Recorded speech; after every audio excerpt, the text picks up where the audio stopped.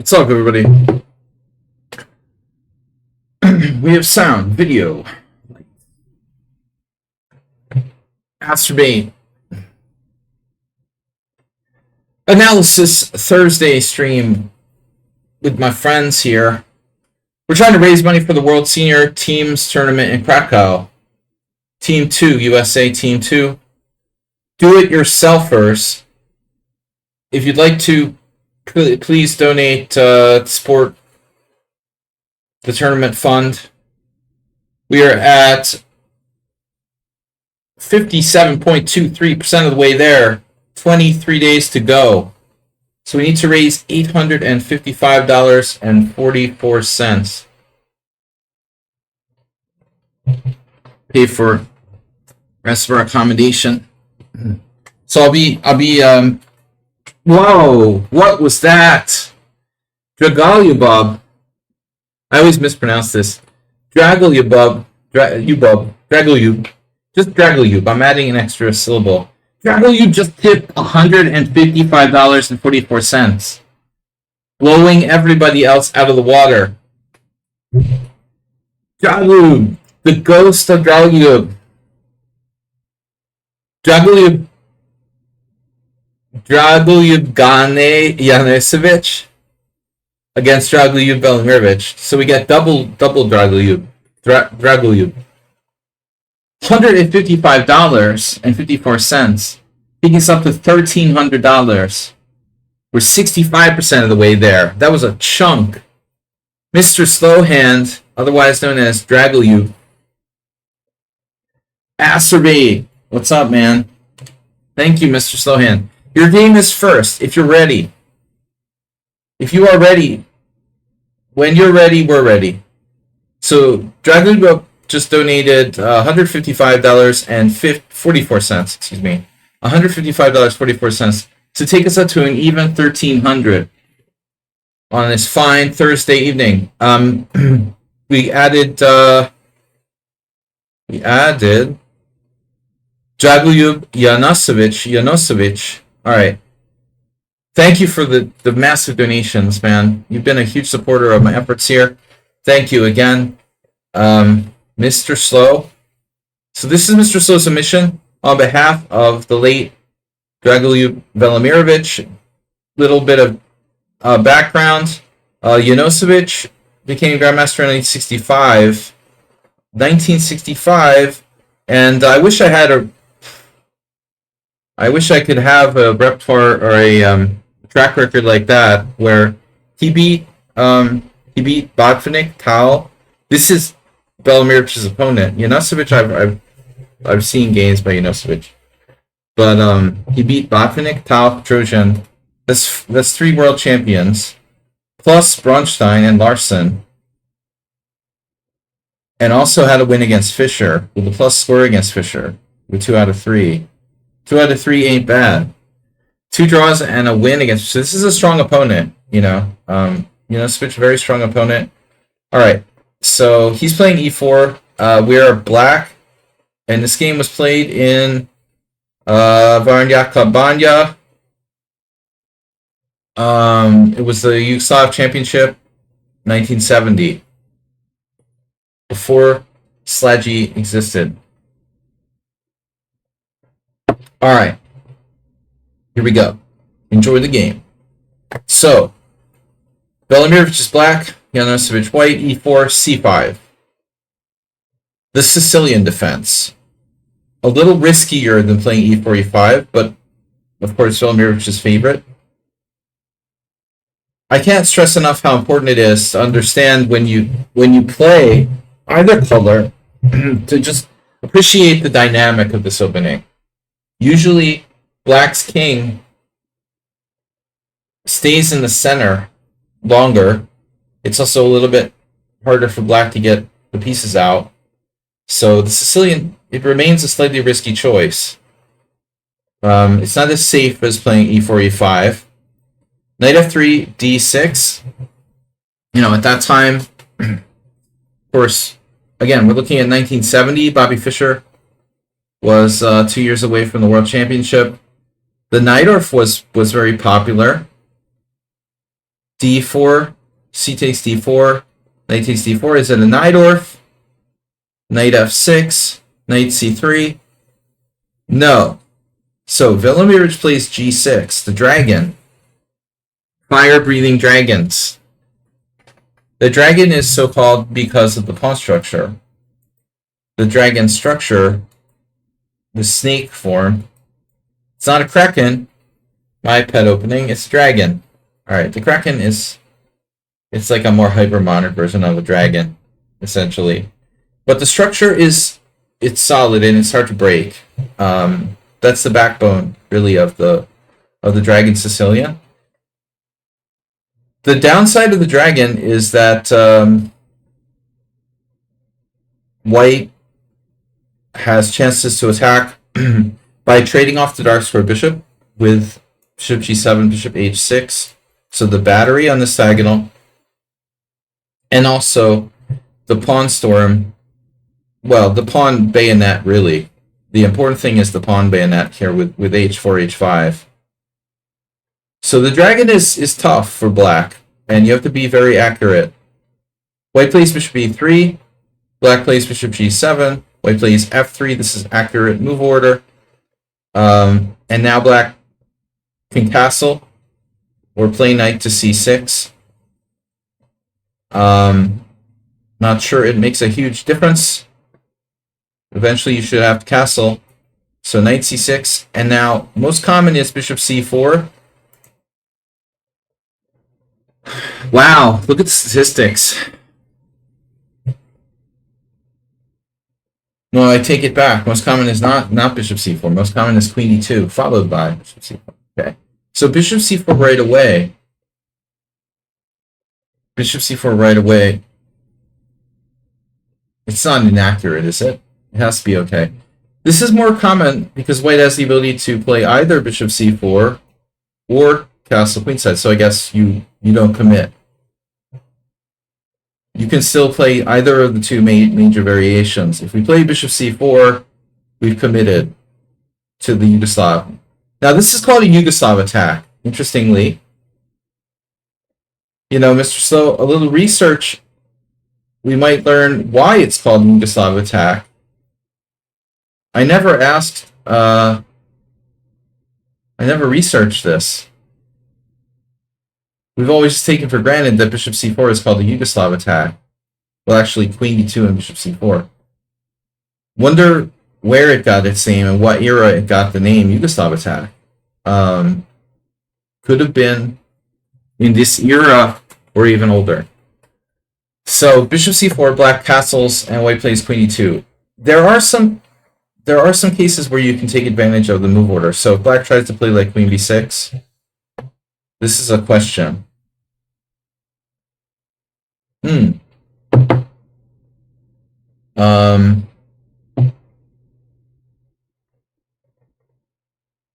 What's the final word on this? Because the score is... I'm looking at the lichess database. I gotta fix this. Sorry. Sorry to mislead you guys. That was the wrong database. That was the lichess database we're looking at. So this is the master's database now. Going back a second. Bishop c4 is, yes, less common, less flexible. So black can play queen b6, yes. This is an attempt, but the question is, it's not that. Yeah, what's the story with that name there? Dragoljub Gane Janosevic. Why Gane? What's the deal with Gane? Isn't Gane like win in Spanish or something? Like gain, Gane, win. You win money. Gane. It could be some kind of nickname. It could be like, I don't see how Gane is connected to either Dragoljub or Janosevic, but you never know. That's his nickname. Anyway, maybe he has a Spanish nickname. All right, so knight f5. This is just the point. So, yeah, it looks like technically this is inaccurate for white. Queen takes b2, knight takes g7 check, king f8. Okay, it's not that clear, this line, and maybe we need to really like set Stockfish on overnight or something to know the truth. But the fact that Gelfand has a game here with Black in 2019 is a pretty good, it's a pretty good advertisement. Gelfand doesn't play unsound stuff, so the computer claims a micro advantage after knight d5. Knight d5, knight d5, bishop d5. So Vachier versus Savchenko, Hu Yifan versus Li Chao. Interestingly, this didn't happen in the Gelfand game because White didn't play knight d5. Oh wow. Sasha Karan Gelfand 0-1. Are you kidding me? So Sasha Karan didn't know the line and he played bishop d2. Oh my god. Anyway, so the point is, like, bishop c4 is considered to be slightly inaccurate, but in those days, they didn't have the engines. No, this is open to discussion, but Gelfand playing it means it's okay. You can be assured of that. Gelfand probably has, opening notebooks that are fatter than, like, I don't know, the encyclopedia of the regular encyclopedia. I mean, his opening notes are so extensive. He's kind of given up on playing the knight, or started playing Accelerated Dragon and Sveshnikov and stuff. Okay, this is known. But anyway, White played bishop c4, Black just transposes, White plays queen d2, and now we're in a normal dragon. A Yugoslav attack, and now Black has a choice. I was mentioning, like, last week,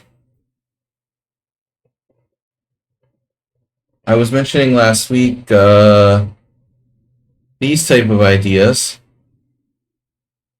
like bishop d7, castle, and then knight takes d4, and b5. But interestingly here, White hasn't played bishop b3.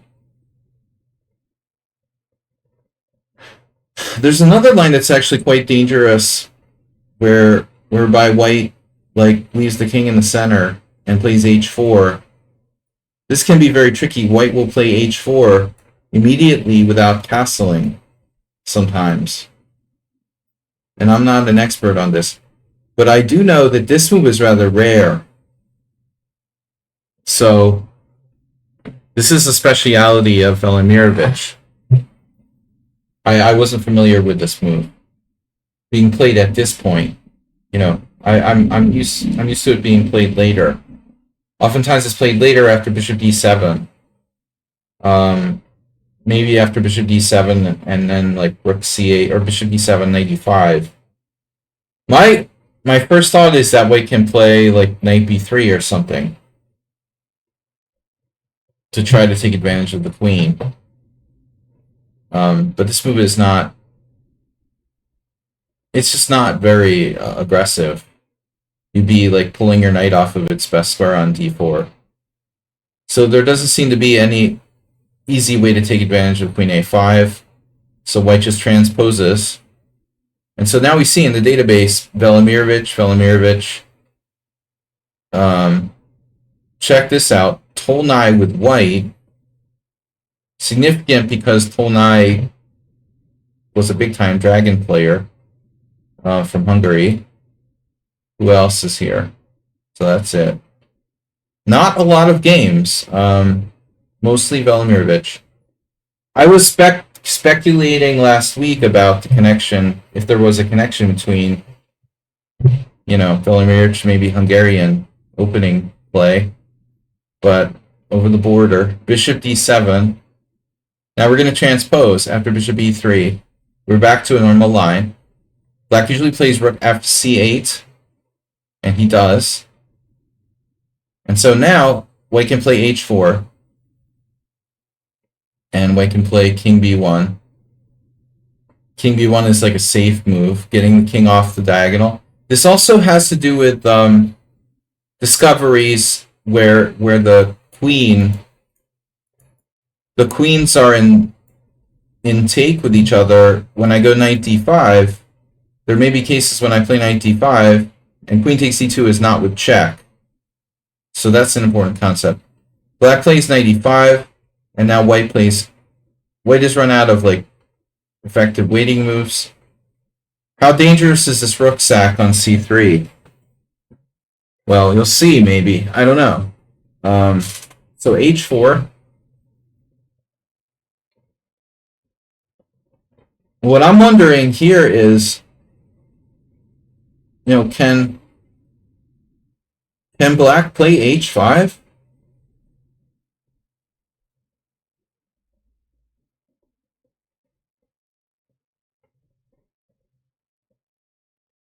So if you try to play h5 with black, what would happen?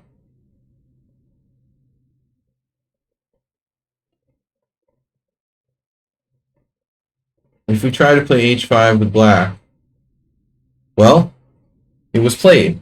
It was played by Nakamura, Van Bailey. Well, we're in pretty good company. h5 has been played.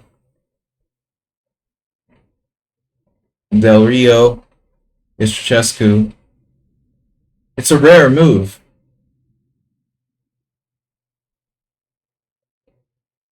But it definitely deserves consideration. Someone actually played g4 against that and won. A game in 2008. Well, obvious question. What happens if g4? So I'm trying to remember this variation now. I lost once against Turzo, trying to play the dragon with black. I think I did like b5 in a similar line, where I didn't know what I was doing well enough. Karpov, Garcia Silvino, Black Chris Ward, 1995. Ward wrote a book on the dragon in the 90s. Friedel, Reindeer Man. So this move is also rare. This b5. So this is the main move. Okay, knight c4, forcing white to give up his late square bishop. But white keeps the more important bishop, the one that can like trade off the g7 bishop on the king side. So I'm not a dragon expert, and I don't remember. I mean, it seems to me there was like a very similar line in Karpov Portnoy. But there's no high-level games here, really. If you look at the opening explorer, we're not seeing any like classic. I mean, maybe Karpov Portnoy rating's just not high enough. But they would be higher than Abba, Klima, 2005, though. So something's not quite that common about this position. Knight b3, and now queen c7. So I know that for a fact, like, sometimes black will put the queen on this square. And this is bad here. See this trap? Peralta, Pavlovich, e5. I bet Pavlovich saw a few games. That didn't happen, though. Wow, Peralta didn't play e5. He played h5? Wow. And he won anyway. But I thought this trap was, like, pretty common. Sensei, welcome. Thanks for sending in a game for tonight's stream. So e5, what's the point? Knight c5, right? If you take, wait, that's knight c5. Now we'd have to sack the exchange. I don't know about this. Bishop takes, plus 1.4. Okay, anyway, it's not good. So you go to c7. This is unusual. Wow, there was a Karpov game. So I'm not crazy? Oh no, it's a random game. Wow. 1973, Karpov versus Andrew Whiteley. I have no idea what that was. That could have been a simul. It could have been an over-the-board game. I'm not sure. His opponent is 2340. in 73. Could have been anything. But Karpov was too old for the World Junior, I would think. Queen c7 is the usual thing to do. Gashimov, Modulev, Bakaturo, Gashimov. Wow, a lot of games, modern games. So Queen d8, he goes all the way back to d8.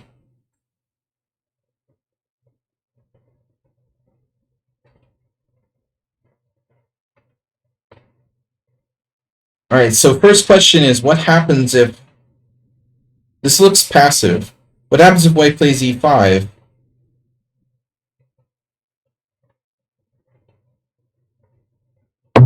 Solodovnichenko. I love that name. He's pretty solid. He gets that a lot. You can't. You can.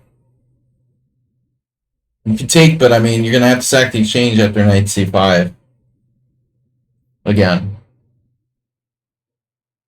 So, this does seem inaccurate.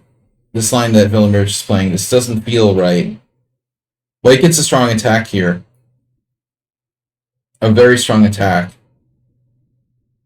So in the game, he doesn't play that. He plays bishop h6 instead. And then we get the Solanci, Polnai sort of Hungarian dragon school. We would see the same thing, bishop h8. Even if there's a rook on f8, sometimes you can sack the exchange with bishop h8.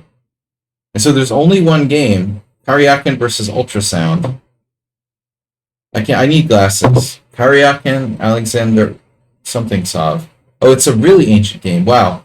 It was 2000, and Karyakin was only 2250. Karyakin must have been like 10 years old. I remember knowing about Karyakin, though, it's 2002. By 2002, he was like breaking through the GM in 2 years from this game. He was like a record prodigy, the evil Karyakin. But 2250 and 2000. What's up, Sack Draw? Okay, so this looks bad. H5, very strong attack for white. But I mean, I think that white, misses that key e5 move.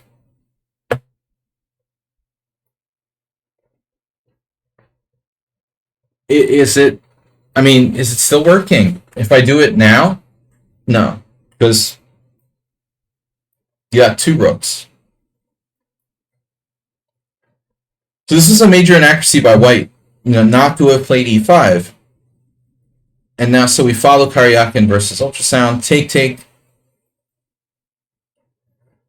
Everyone in the room saw it except for you. So everyone expects the automatic recapture, including me. H takes G, keeping the dragon structure together in a smiley face. But there are some reasons to take this way.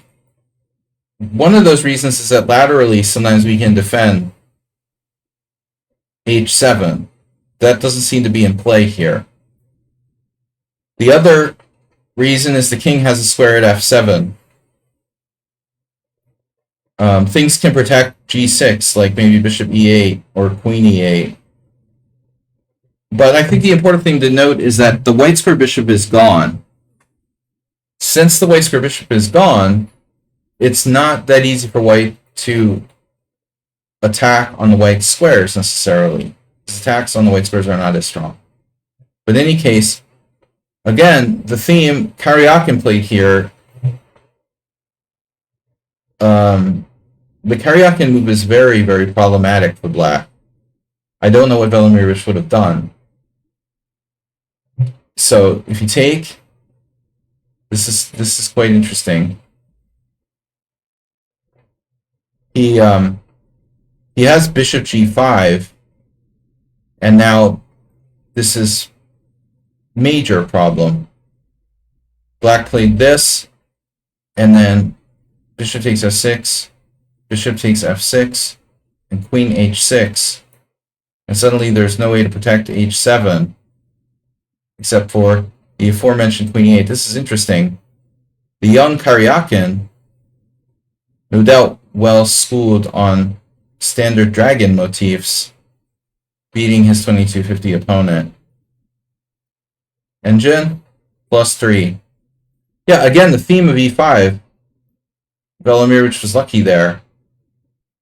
All in all, risky, but sharp as hell. One mistake in this game and it was over. Well, he failed to play e5 twice. Takes. You know what's really scary is this, like, rook takes c3. The smart chopper. They had this infomercial on American TV, like in the late 90s, for this like chopping machine. It was called the Smart Chopper. But sliced everything. Slices and dices. Rook takes c3, followed by, you know, some kind of discovery there. What if there's a double sack? Rook takes. Well, anyway, it's in the position. But white plays two. I mean, this is a very natural move. It's very, like, routine. Got queen h2. Got threats of g5, driving the knight back. But it's like, the key word is routine. But I also think an element of, like, maybe like a sense of danger. I was expecting him to bust the Tolnai type of sacrifice here. This may not work, because you could do the, well, let's say like rook c3 first, takes, bishop takes, pawn takes, and this type of thing. It would be good, but d5 is weak. This is tragic comic, right? Like check here and queen takes c6 mate. So that's an idea that would be nice, but it doesn't quite work. When we lose control of d5, so what exactly we're going to do for black here? So he doesn't sack his bishop. Instead, he covers d5. So we're covering d5. What does that mean, ultimately? I don't know. Like, is black threatening anything? Are we threatening rook takes c3, for example? This bishop is useful defensively. It can drop back to f7. Wow, and so Gene, we'll call him. I was just talking about Gene Simmons with Acerbate before this game. Gane is Yanasevich's name, but he was Gene. He was just played Gene in this game. He wasn't Gane. He plays e5, apparently too late. So the $1 million question would be rook takes c3. Because what else is there? You know, passive moves only. 98 is passive. 97 is like d6 is getting destroyed. I mean, I'm not sure that what black expected when he played this move, other than maybe he thought he has rook takes c3, pawn takes f6. Or he simply underestimated how strong this exchange sack was. Rook takes c3. I could see like Ganesevich losing to a 2100 because he underestimated him. But I mean, here you got to be like, okay, if I play e5, what is black going to do? He was overconfident. Rook takes c3, b takes c, and now knight to d5. That wasn't difficult to foresee, you know, because honestly, black doesn't have a lot of moves here, so he should have seen this coming. The question is, what was white thinking? So there's this threat of knight takes c3 check, and there's no way to protect c3.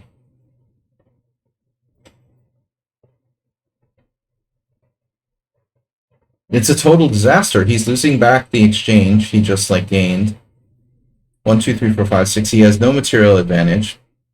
Black has the bishop pair.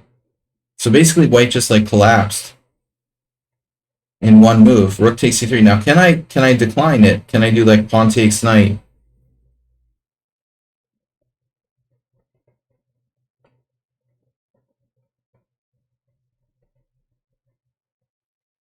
my assumption, well, I mean, black has more than one move. But the move that really looks interesting is rook takes.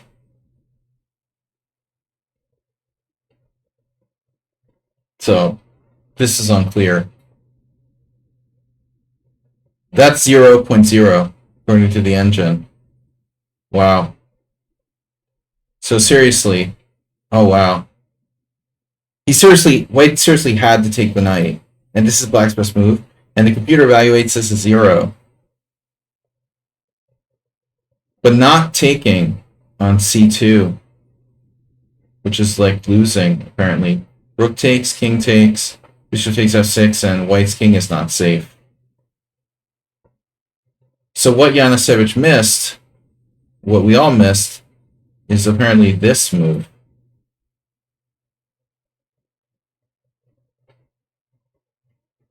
If this diagonal opens up, white is done. But this is threatening queen takes e6 check. Wow, that's like very scary. Very, very. And if queen d7, knight to d4. So it's far from clear what's going on here. Look at this line. Queen d7, knight d4. Rook takes b2 check. King takes b2. Takes. King b1, and black is down the exchange. Although I think there's still a lot of play left in this type of position. Wouldn't be that easy. But he just like, well, okay, whatever. And now he's just lost. Check. So what was white thinking? I mean, this is absolutely out of the question. If you take with the bishop on e5, white's just like sacking the exchange back with rook takes. So I think the point is maybe something like here, maybe white mistakenly thought he had the upper hand still. This must have been it. I mean, he thought he still had the upper hand because ultimately, if white takes on e5, we can... I mean, if black takes on e5, trying to break open the diagonal, I'm just going to snap that off. And, you know, it's opposite color bishops. Well, no, I mean, when I win a piece here, so take. You can't even do that. So the point is, like, black has to have a follow-up now. Maybe, you know, who knows what Yanushevich thought. Like, maybe he thought it would be like a draw by repetition or something, like check. Here, I'll take a draw. But Velimirovich, not a player who likes draws, like Mr. Slow. Check, king b2. The question is, how does black make progress? This is the really key moment in the game. Queen e8. Here. That's a subtle move. And the idea is here. This diagonal is kind of mined. And so you're threatening queen e8 to a4 with a mate on a2, b1. So how is white to stop that queen e8 idea? Queen e8 a4 idea. It's very hard to stop, if not impossible. So we just simply can't stop it. It's like practically lost. Practically lost for white. So you're saying queen d4 maybe? See, this is the other thing, like the computer is pointing out. The problem with black's position is that, like, taking here is bad, right? And then, you know, this is also not good. We don't really want to trade queens. Well, we can't. We can't take. But after queen e8, we also get... The point is, like, it gets out of the file. And although, like, you're suggesting queen d4, this is an ugly move structurally. If we can open the diagonal, I'm fine with that. You know, as long as it's not involving a queen exchange, or white sacrificing for our bishop on e5. This, for example, this connect 4, that doesn't look healthy.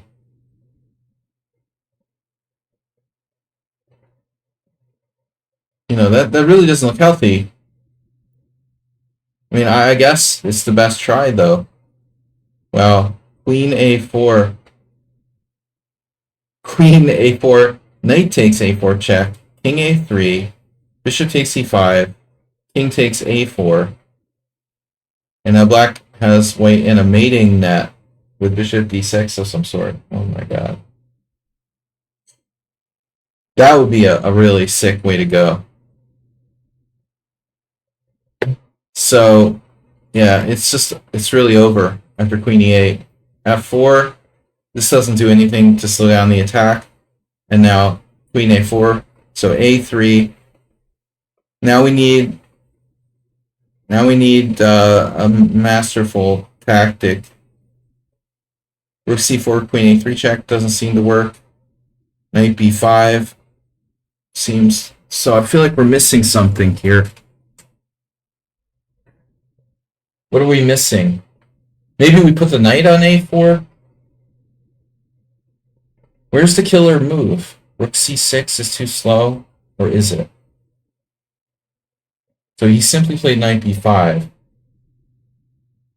I saw knight b5, but I was concerned about queen b4, which is what happened in the game. So this is cute. This is very cute. And this is why you have to analyze all the way to the end of variations. It's easy to see knight b5 and dismiss it because of this, which is what I saw, and probably what Yanusovic saw. But you didn't see far enough, because you can knock out the legs from under the table. Rook takes c2 check. This is the killer. This is the point. Rook takes c2 check, king c2, and knight takes a3 check. And now the queen is unprotected. And obviously you can play king c3.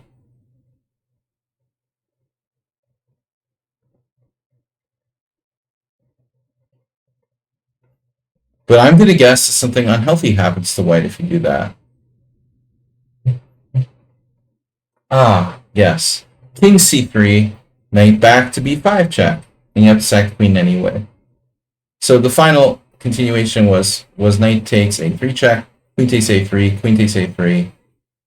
And then white realized he only was getting checkmated anyway. After knight d4, bishop takes g4, he just resigned. All right, maybe he's not getting checkmated, but his king is just wide open. He didn't have to resign, but he knew it was like useless to resist. Good game as always, Mr. Slow, and a massive donation to support the stream. This was Gene Yanusovic losing to Jagalyubov with 150. How much was it now? 155.44. 155.44. All right, guys. Massive donation, guys. Please support the stream. Thank you, Mr. Slow. We're up to 1,300. Next, we had a game from Mr. Ginger. I've got a game from Sung Prism. I've got a game from Sack Draw. I've got a game from Nefidov. I've got a game from Asterbait. I've got a game from Setsteg. And I've got a game from Yabatis. We'll see when Yabatis gets here. Whenever he wants to do his game, that's cool. He might stop by. All right, so we'll just take him. We'll take him in order. Tezik, welcome. Chess people. We'll take the games in order. But not Stenstek first. No, nice try, Stenstek. We'll take the games in order unless there's extenuating circumstances. Like donations are made to bribe me to do the game earlier. Stenstek got excited. Alright, I accidentally clicked on your game. Okay, I mean, I don't have to do Mr. Ginger first. He's not probably even here. I don't know who Mr. Ginger is anyway. Sung Prism, Sack Draw, Nefidov. Is anybody here that wants to do their game first? Wow, Fezzik, you're expecting a baby. Any fatherhood advices? I don't know, man. I'm like Al Bundy at this point. I'm specializing in teenagers. Sack Draw just gifted a tier 1 sub to the community. I've been bribed. Sack Draw, tier 1 sub to Saeed's Teach Them Chess. Or in the words of Alexander Ivanov, like, don't teach them chess. Well, actually, it's good to teach them chess. Just tell them not to become a chess professional. Alright, so we'll do the bribe game from Sack Draw. Dormitron is here. You don't care who goes first. Well, I mean, you seem to be the next one in the list who's actually here, ironically. So that would make sense anyway. This is Sack Draw playing white. You played d4, knight f6, c4, g6, knight c3, bishop g7, e4. And then classical King's Indian, preventing the Grunfeld, obviously, at this point. I mean, he had his chance to play the Grunfeld, didn't do it, so. No more Grunfeld after e4. Black plays d6. You know, I've always had a love for Bobby Fischer, Letelier, and the Letelier and the Fischer My 60 Memorable Games with e5, you know. But nobody plays e5, first of all, and the move order doesn't have any special, doesn't really have any special benefits. So d6 is standard. And now Sack Draw played f3, the same-ish variation. You know, I don't recommend playing the white side of the classical King's Indian to beginners, and you know, you're talking about a lot of pawn moves. So, but on the other hand, you know, Sack Draw is not a beginner. He's a pretty advanced player.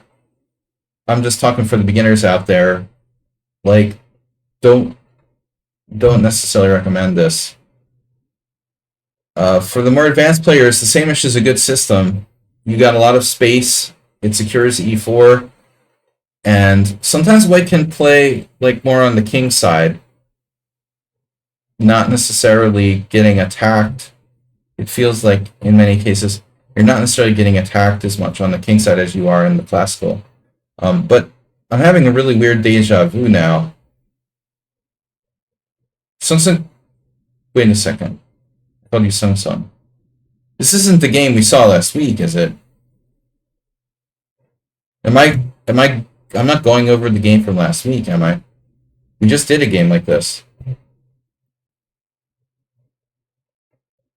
This is different? You weren't here last week. Oh no, we already did this, right? We already did this. You have to watch last week's video. No, you can still watch last week's video.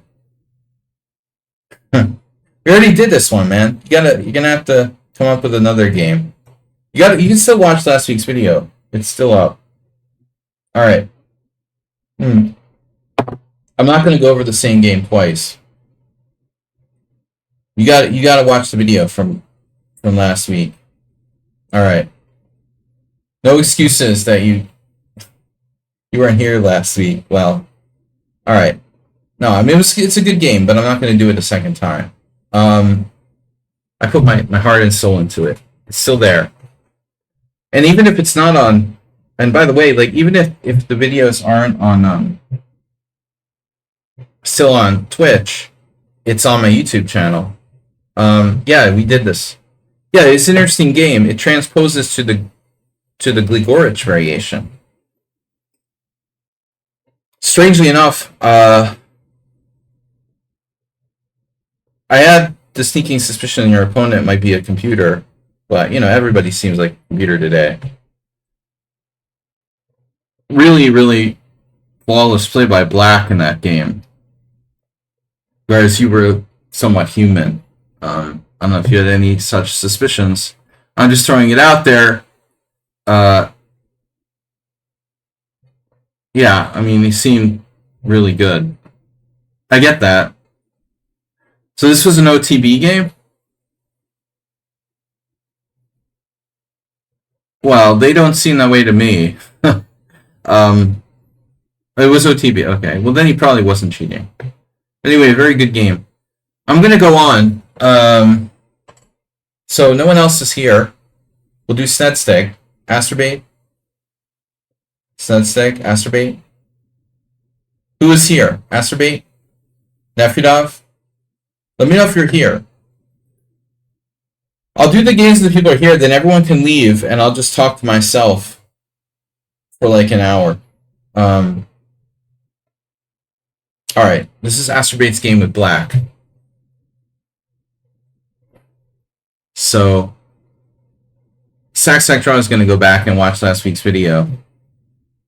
Lichess sent you a notice. Uh-oh. Stop sending accusations to our members. You will be banned. You've been fined for libel. You've been chat banned. Alright, so Asterbait black here. Knight f3, knight c6. So you're kind of new to this, doing the g6 move order all the time. Do you guys want to know why we encourage... Okay, knight c6 is a better move than g6. But I encouraged Asterbait to play the Accelerated Dragon long ago, but he keeps getting like bishop c4 24/7. So it's like this move just encourages bishop c4. I told him, why don't we play knight c6 first? You might get some bishop b5s and some c3, but the point is, like, we'll get more people who are playing d4, and we're not necessarily inviting bishop c4. So what do I get? He sends me a game with bishop c4. Alright. It is what it is. You know, I'm trying to avoid over-bodlering, and we still get the bodler. Now, the best move here is e6.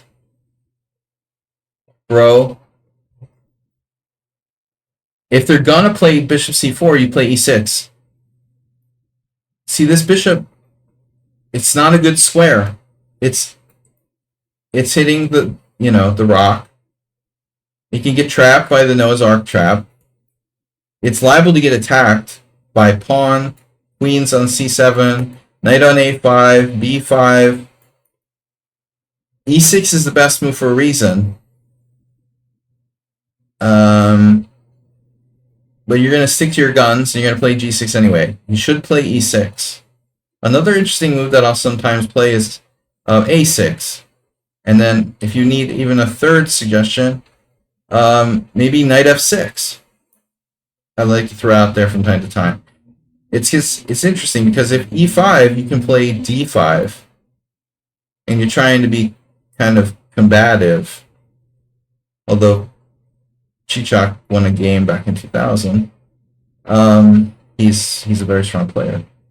So anyway, those are your options. g6, okay, you're back to the standard crap. And now he plays d4. Am I having, like, deja vu again? I feel like I'm having another deja vu. Like, did I go over this game last week? Seemed very similar. So that's really inconsistent, isn't it? Like, the guy, 1 minute, he's playing, like, the closed Sicilian, and then the next minute, now he's playing d4. He can't make up his mind. You take, correct. Now, white can play the Mora Gambit delayed, if you like to call it, let's say. Deferred. A deferred Mora Gambit. Interesting sort of move here, by the way. It's possible to play d3. But, you know, that kind of declined Mora isn't so great for black, generally speaking. Here's somebody who played queen takes d3. But I think, you know, the best is, like, taking the bishop, playing for c4, h3, c4. The Marazzi type of setup. Anyways, the d3 is not so good.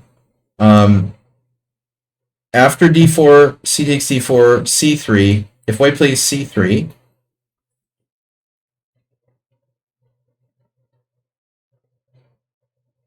I mean, you can accept. I've had a couple games like this recently. You can accept the Mora Gambit here. But I was just wondering if black had something else, maybe. Because of the weird move order, you might have additional options. Knight f6 looks plausible. Because what does white do on knight f6? The point would be if e5. Okay, you can consider the old Slaggy versus Farogo Shandor. Bishop takes a7, king takes a7. This is dicey. Or Farogo Shandor versus me, Farogo Shandor. But the point was e5, d5, I was going to suggest. Which is weird.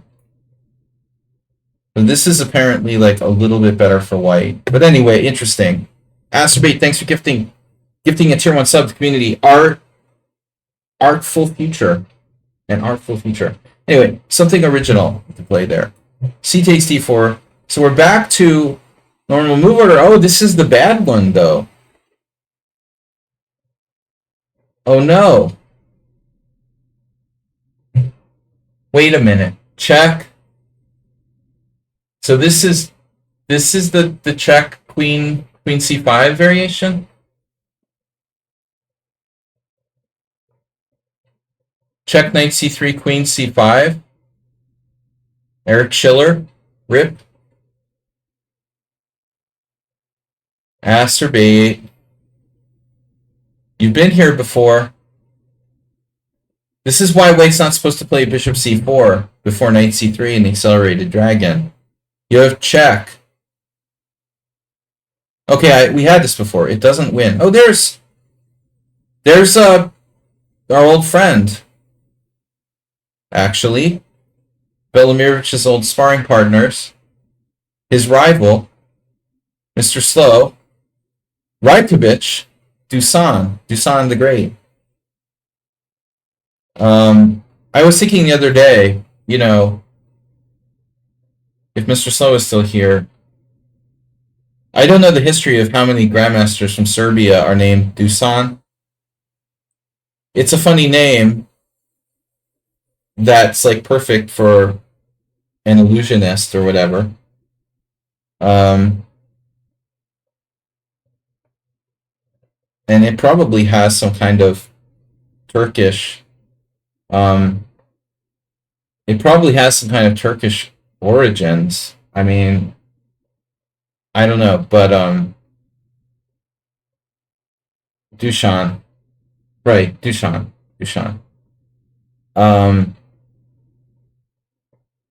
The funny thing is that there was this grandmaster.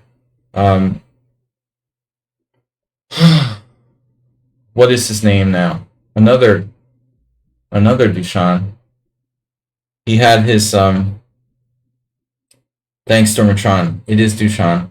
I'm kind of handicapped, but I should know that. Linguistically handicapped. There was a Serbian GM whose handle was Dusan the Great, but I wondered, and only a Serbian master player can tell me this, or someone who's really knowledgeable, would that younger, or modern Serbian grandmaster be referring to another Dusan when he calls himself Dusan the Great? And I wondered. I guess I'd have to ask him. What's his name? Actually, it's on the tip of my. Well,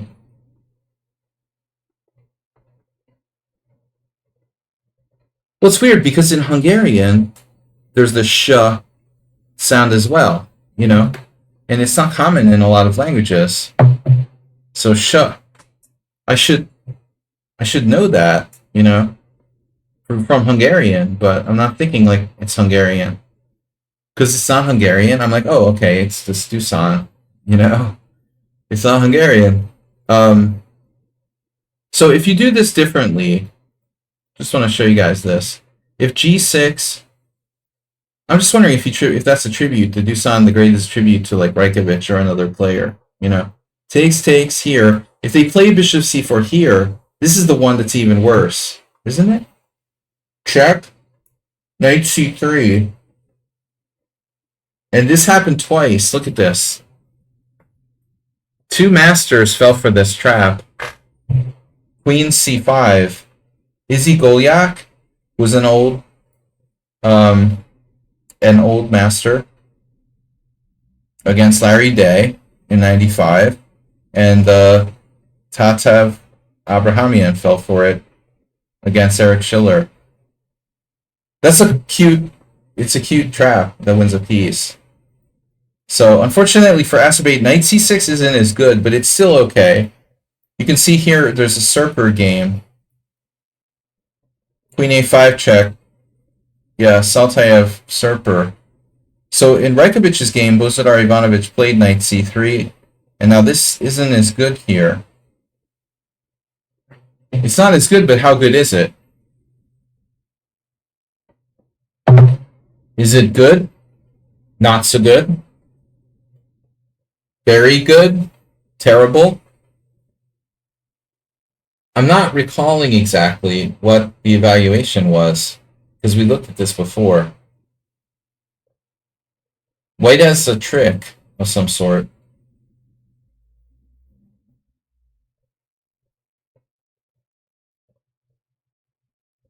I know that they can play knight takes c6, obviously. And then here, I mean, white has a lot of options. You could play queen d4, for example, and force a trade of queens and go into a, I don't know, equal endgame. White is a little better there. Is there anything better? Yeah, knight e5, apparently. Wow. So you should just recapture on c6 and not take the bishop there. So the whole thing turns out to be like, Rajkovic knows what he's doing. He knows what he's doing. Bishop g7 is the correct move. Alright. Anyway, think about these move orders. Bishop g7, knight c6. This is the... We talked about this before. I'm having deja vu again. Knight takes c6. Asper, you sure you didn't send in this game already? Nah, no, not this one. The guy just straight up falls for the e5. Are we gonna are we gonna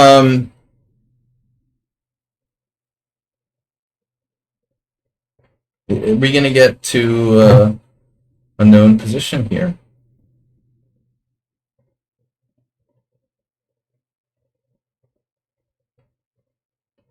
Anna Kramling's dad.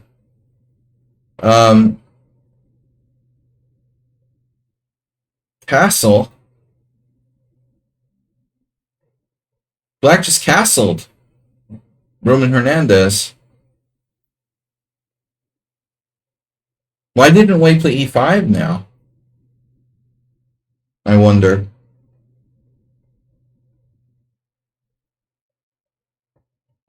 So we're gonna see Acerbate's winning technique. Okay, what I'm wondering about, I don't know.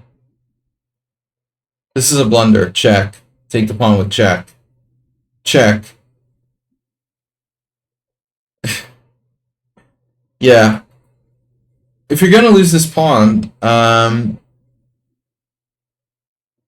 it doesn't look like White found the best way to lose it. Check. And now this is hanging.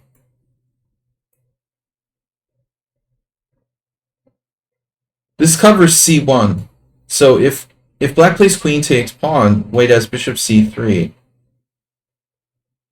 Ah, the VCR. Queen a5 check. Hey, that's a nice VCR you got there. So Acerbate instead plays knight. This is a mature move from you, dude. Trading queens on your terms. I do want to say, normally he likes to have his knight on e5. I think your knight's kind of out of play out there. Maybe you should consider taking with the knight. But you don't want to get your knight trapped.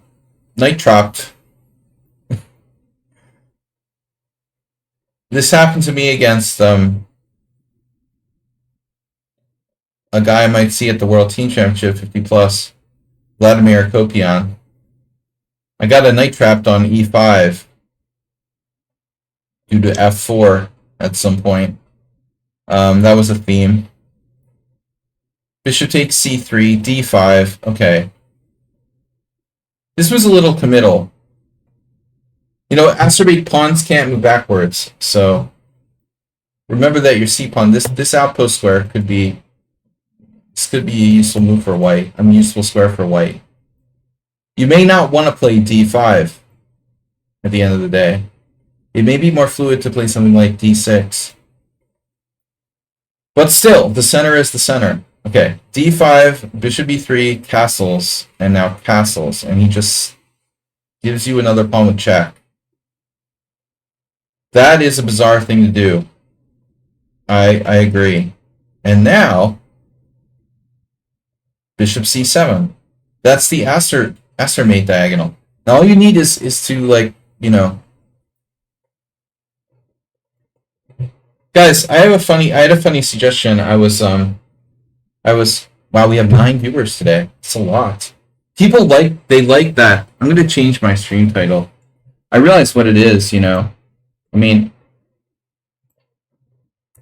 sneaker giveaway. The thing that people don't like is like when you put like subscriber. You put subscriber in the title, they get like turned off by that. I think it's just always been my like lowest attendance stream. And I know there's some other people streaming today. But people don't want to take chess seriously, that's their problem. But putting subscriber in the stream title is a bad idea. Okay, I know not to do that. Alright, let's get at least 15 viewers before I retire. Thanks for your support nonetheless, Mr. Slow and everyone. Private secret sub lessons. Private lessons worth thousands of dollars for free might get some views.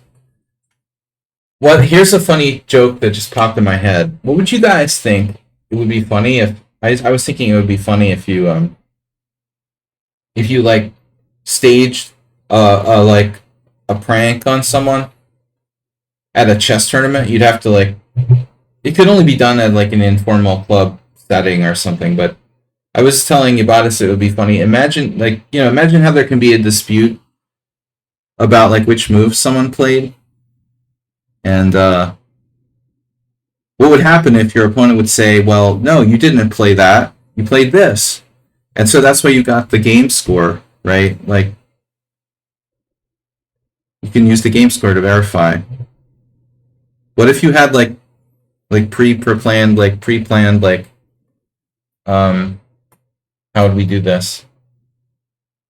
And it'd be hard you couldn't plan it. You just have to like write down. You have to intentionally write the wrong moves down. To cheat, basically. Alright, anyway. The guy can't even put two thoughts together. Alright. Bishop c7, f3. Knight f6. Knight a3, e5. Well, I like that. What I was going to say, Astrobate, is that you need to illegally like take your f-pawn off the board. This made me think of that. You know, if there was only a way to...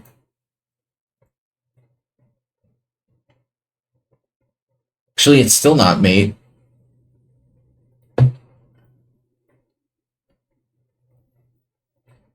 Wow.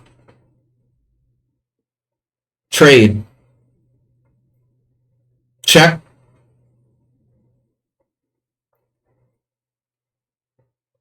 Now you can check again.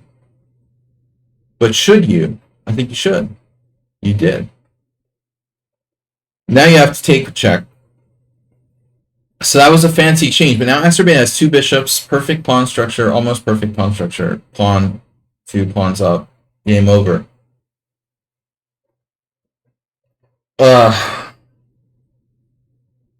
This was a bad decision.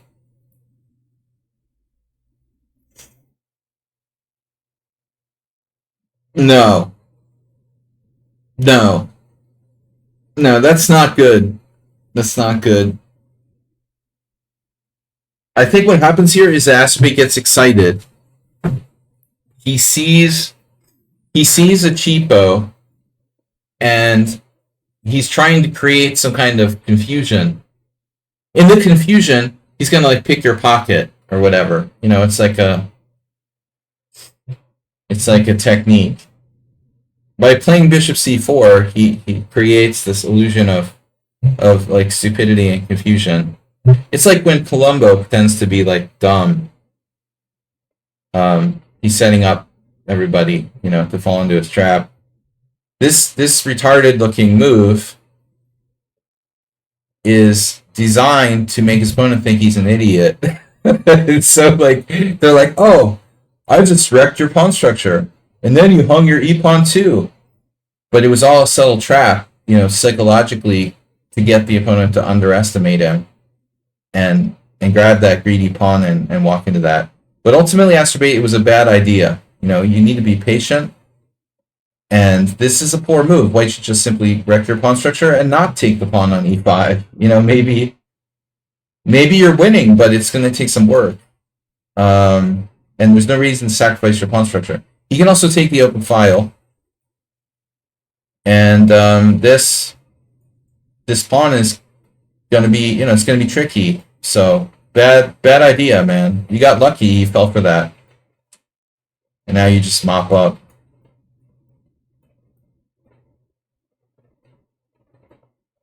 It's going to take some technique.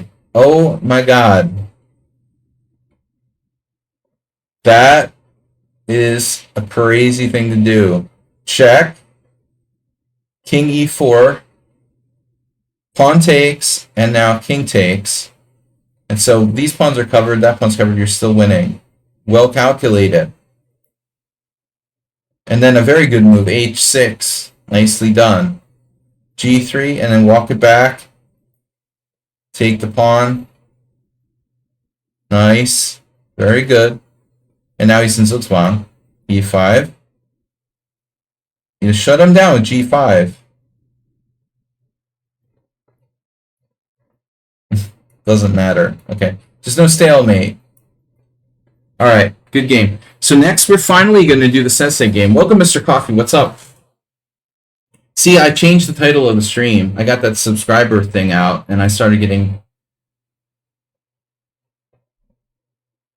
It's not just for subscribers, okay? People get, like, disturbed by that, I think.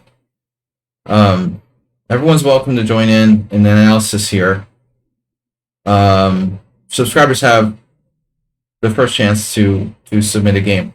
So, Sensei is playing white. Finally, you get Sensei.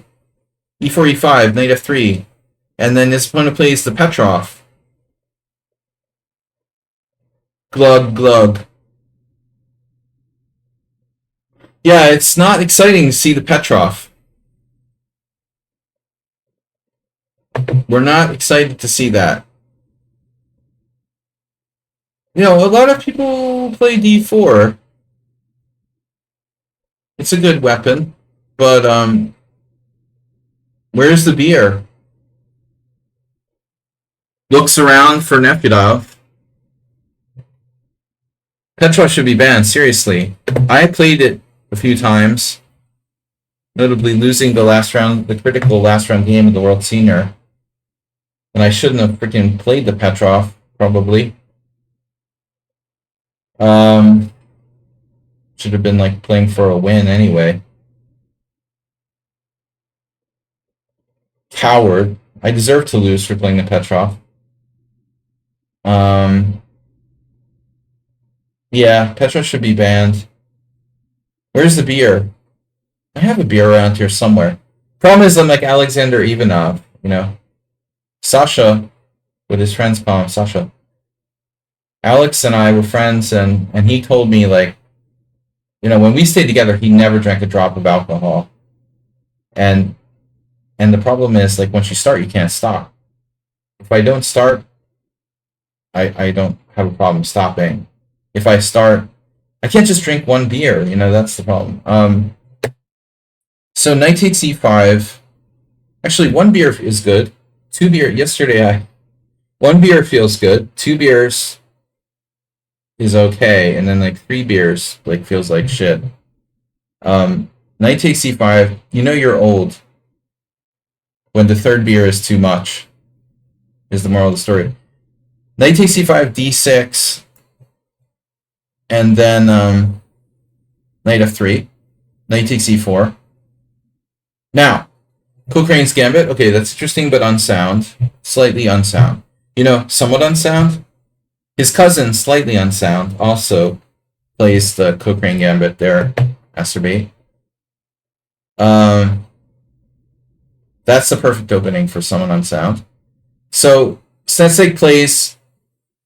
He plays the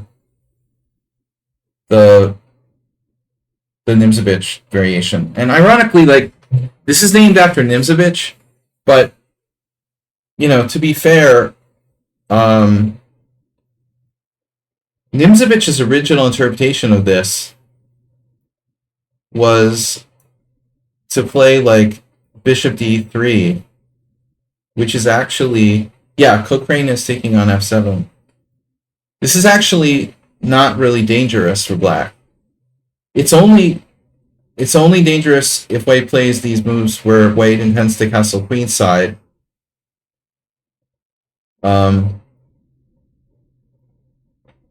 This is the only way to get an interesting game versus the Petrov? In my opinion, no. I think that it's actually just a way of playing against the Petrov. But I think it's a little bit analyzed to death. It's very formulaic, I think that knight c3 was only sound way. No, of course not. Dude, I mean, the main line is like d4. You see the top players are mostly playing d4. And then the other thing is, of course, like I said, d4 immediately. Something involving d4.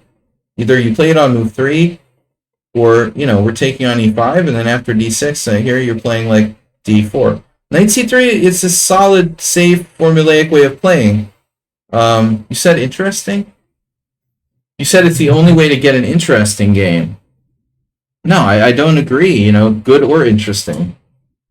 I mean, the problem with this variation for me is that you've got like very little pawn play, Like the pawn structure is basically what it is. White will play like h4 and c4 or something, but it's all piece play, no pawn play.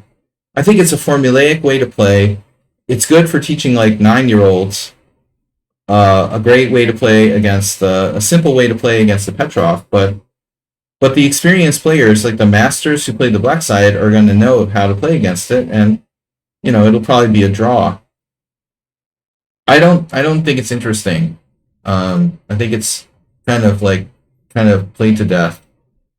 It's the London system of the Russian game. So there are many possibilities, but it's definitely more interesting than this. That's the worst. Or d3, which I lost to. I'll admit that it's better than those moves. There are other moves. You can play c4. You can play knight to c4. You can play Morozevich variation. Actually, the computer really likes. Interestingly, Stockfish likes bishop d3. I mean, this is. I thought.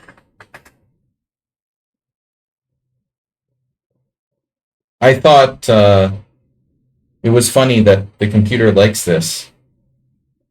G3, baby. I'm gonna kill myself. All right. Anyway, black plays bishop e7. You played bishop e3, and now black played castle. See this? This is not not my preference for black to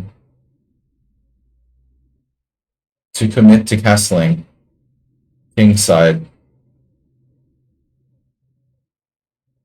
This knight d7 move is interesting. So, but I would play knight c6, and then on queen d2 we play bishop e6, and if you try knight g5, I'm going to take it, and it's very solid for black, but practically no chances for black to win. Is this chess? I didn't play knight c3, man. He did. The Petrov is banned. It should be banned, but knight c3 against the Petrov should be banned too. So he castles kingside. Now against castles kingside, you're gonna get some chances to attack on the kingside. But this is a no-no, so you don't know what you're doing. Now you're transposing back to a Nimzovich thing, but you're supposed to castle queenside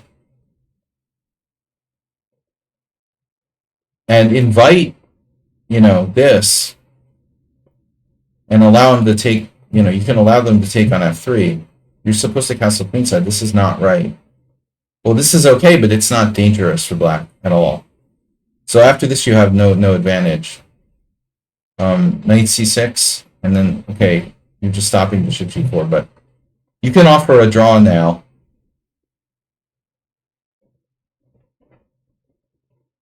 Now it's definitely a draw. And, well, if anything, white could be worse, because you could end up giving black an active kingside majority. But looking at this position, I'm thinking like you've got bishop c4, to be honest.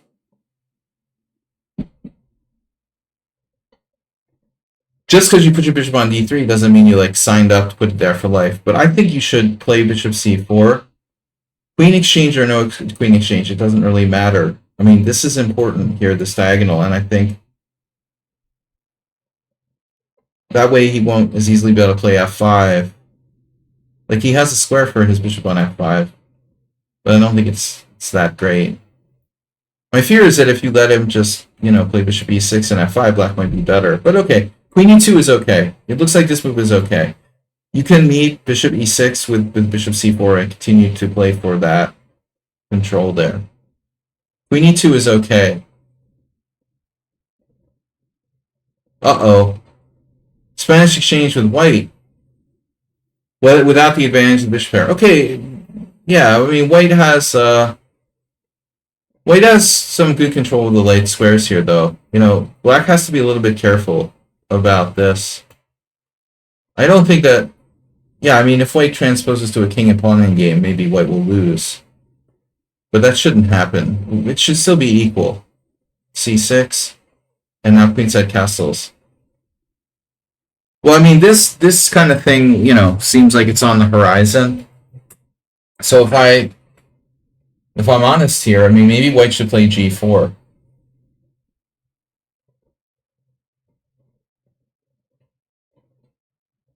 A question of if, but when. I just don't really like allowing f5, and black gets the initiative with the kingside pawn majority. Whether you castle queenside or kingside, I still don't really like allowing f5. If we play g4 ourselves, I mean, it may be hard to make progress, but at the same time, he'll always have to be careful on the kingside. I guess you'll have to castle queenside, but I'm afraid we might not get a chance if black plays like f5. He can't do it yet. True. He has to move his queen first. So let's say queen a5. Now you play bishop c4, and that's fine, but what about like b5? This is what he did. Yeah, I mean, b5 and queen a5 don't go real well together because he's in the way of his a pawn. So maybe black needs to think about that before he decides on a move here. Velimirovich might enjoy queen e8, for example.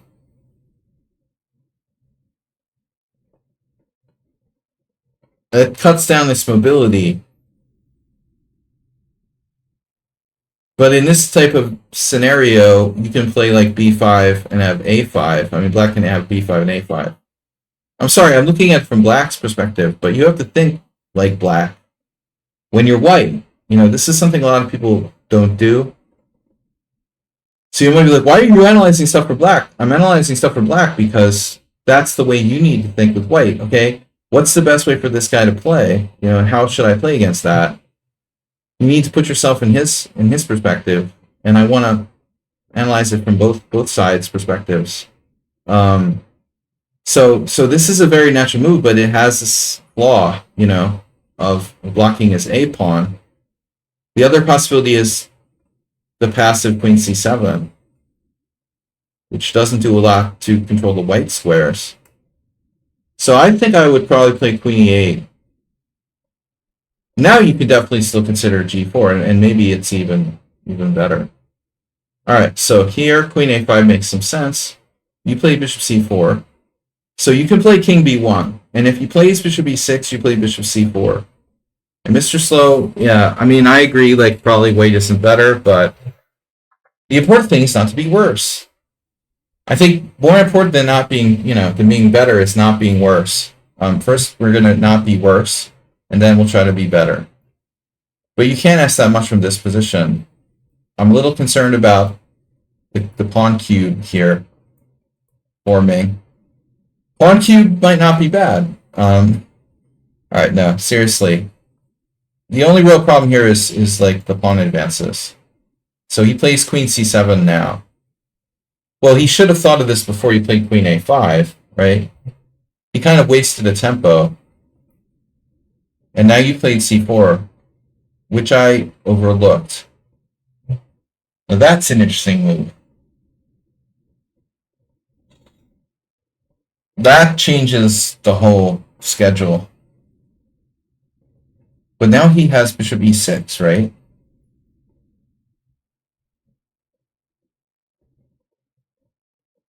Well, I mean, black must consider. We must consider bishop e6.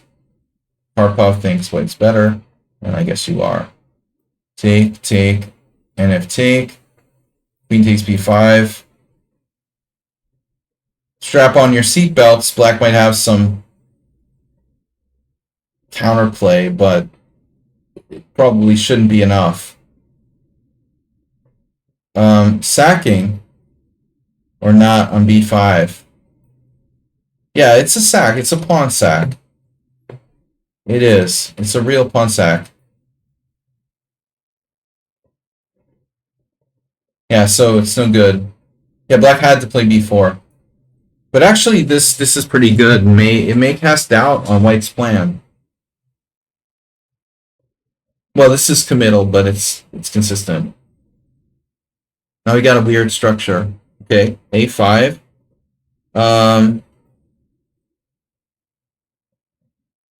But thematically, white is clinging to that white square, the white square domination that I was really hoping for. He has a serious problem with his white square bishop now. The sensei took a position where he had nothing, and he seems to be better now. Like, this move is very disturbing. Well, he wasted time with queen a5, queen c7, no doubt.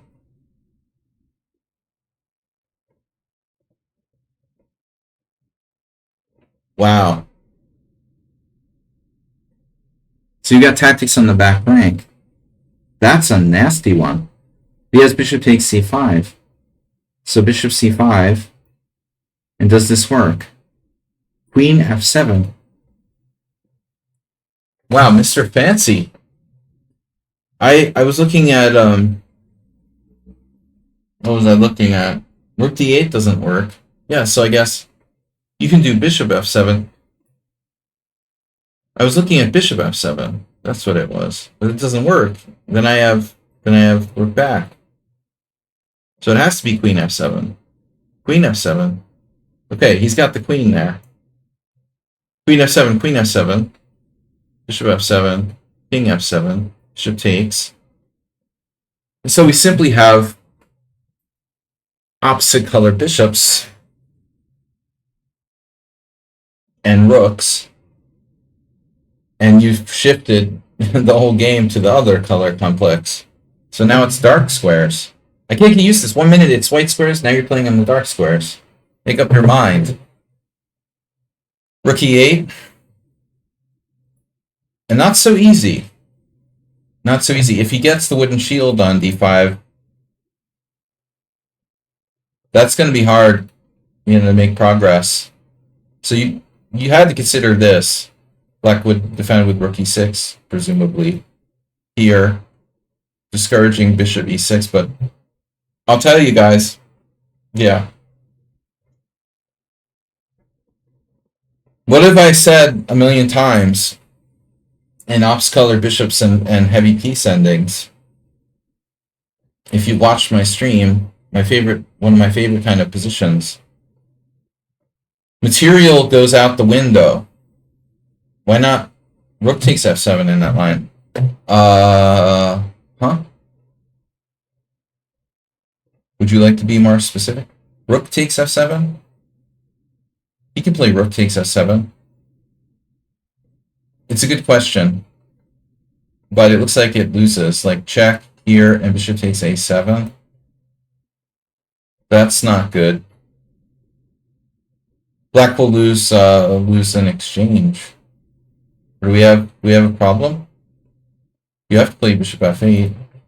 Yeah. Anyway, so here black should play bishop e6. I was thinking.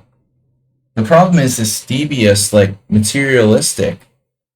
Is a4 an idea to fix a5? Yeah, it should be. This isn't necessary for white. And a4 is an idea, because if you play a4, en passant capture allows bishop takes a3, and then black has 3 isolani, which looks really ugly. So a4, I think, yes. a4 is a good idea. However, on the other hand, the pawn is attacked now, so he can't play a4. So you don't have to play it right away. Maybe a4 in response to bishop e6. So let's say here, if black plays bishop e6, then we play a4. But my point is, here, we're going to get this. And then it feels like white has good chances, but still black has good chances to hang on now. I think black's position is close to holdable. But let's see what happened. He goes here. This move is a tragedy. Like, that's just resigning. Bishop a6 is horrible. This bishop is like, it's like you got a nuclear meltdown at the plant, and he's the last engineer at Chernobyl. I mean, he has a responsibility to the rest of the community to sacrifice himself for the sake of survival of like, Western humanity. I mean, this bishop is defending d7, man. It's like, could go to e6. He plays that. What are you going to do over there? That's crazy. That's just like running out of the building while Chernobyl is melting down. It's too late for that, man.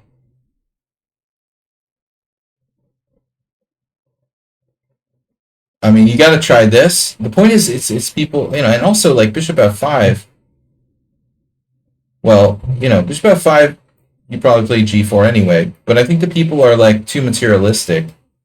He sees, okay, maybe his plan was, yeah, this is it. He's materialistic, and his plan is to play bishop c4 and bishop e6. But this is not the end of the world, losing this pawn. This is the whole point, like, obviously, like, your bishop gets trapped after b3. But this is the point. You construct that defensive shield on d5, attacking those pawns over there. And the fact that black is down a pawn here doesn't matter that much, The important thing is that you're active with the pieces you've got.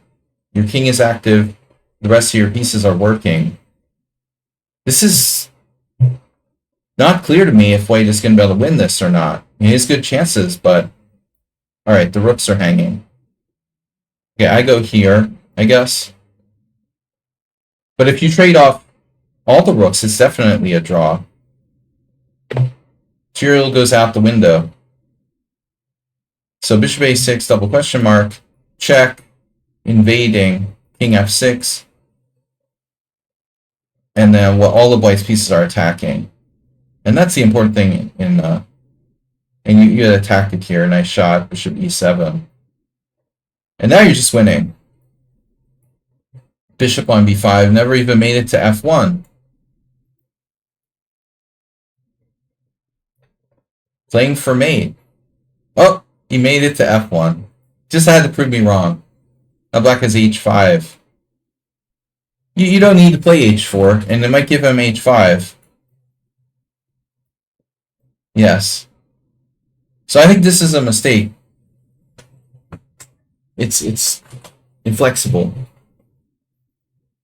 Now he has some chances on the... You also have the check here, obviously. You should play that to drive him back. He has some chances to come in on the dark squares. Actually, if white isn't careful, you could lose now. Potentially. I mean, black has a dangerous passed pawn on e4. You let him coordinate somehow and infiltrate with his rook. I mean, anything could happen.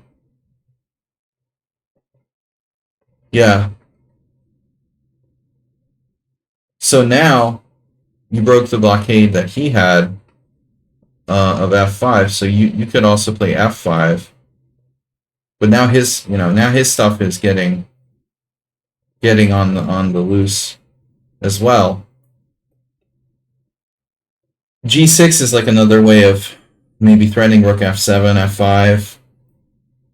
Man, this bishop killed him. He's defending this diagonal.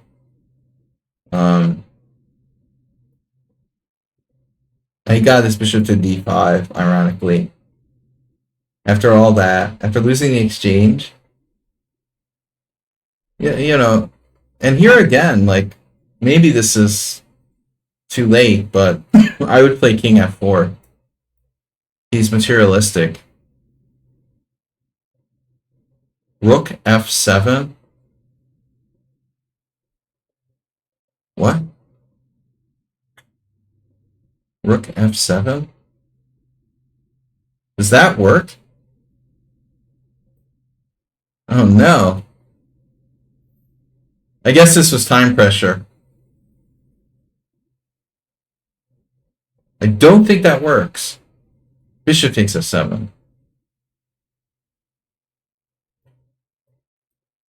You're lucky he decided to take with the other piece there. Now I don't know what's going on. Black has two connected passed pawns.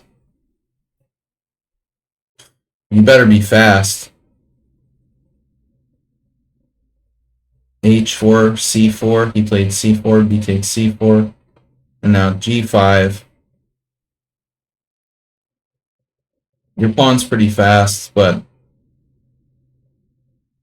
this is probably okay. That doesn't matter.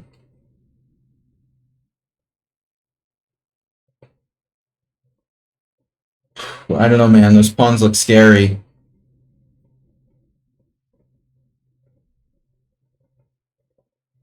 The technique in this game was definitely shaky. It looks like you're winning. Man, this feels slow.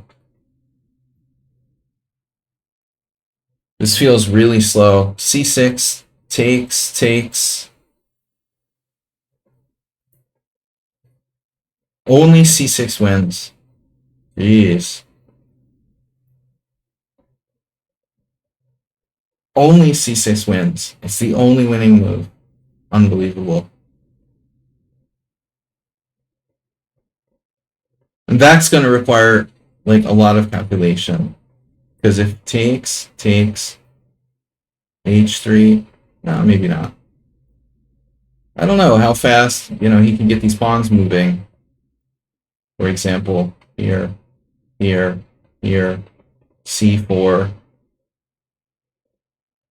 g3, c5, h2, c6. This is like not even sure I'm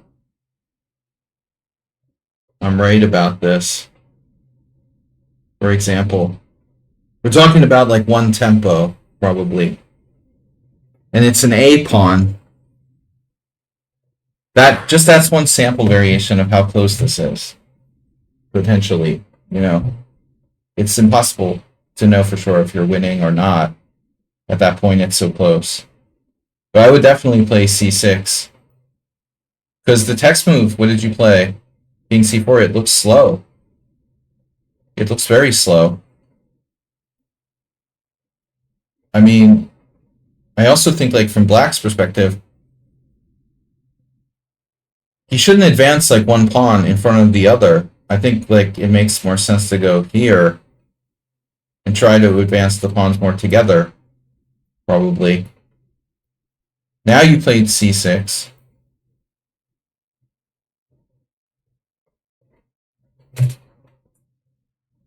And there's c7, bishop d7.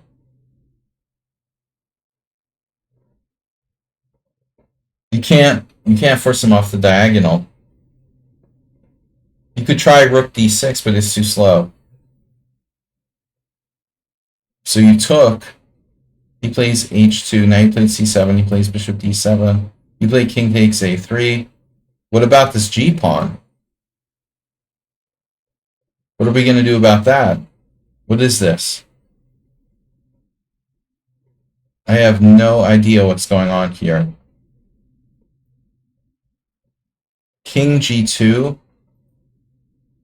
Queen takes. And it's a draw according to the table base.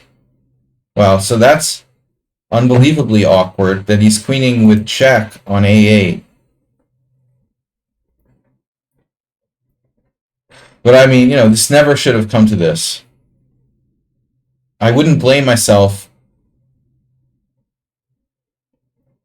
I had a game like this in the simul.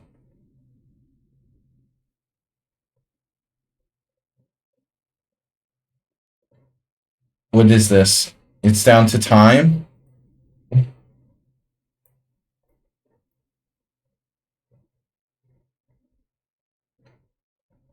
So you're just going to queen the other c pawn. Yeah, anyway, I mean, I wouldn't blame myself for, like, missing, like, the really technical wins at the end. But you were sloppy before that. I mean, that's the really important thing. We get to some point where, I don't know, well, you hung your rook, right? Even this was close, though. I mean, even before that, you need to go back to, like, this point where you're just clear exchange up. His pass pawn is blockaded. Under no circumstances should Black have any counterplay here whatsoever. I mean, this is a huge mistake.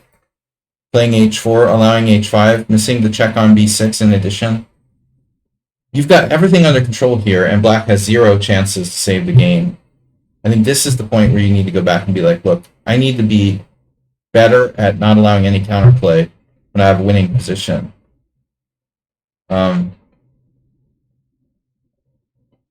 What is bishop? What about it? Still isn't stopping for bishop takes f7. Say what? The bishop takes f7? What was the bishop takes f7? Ah.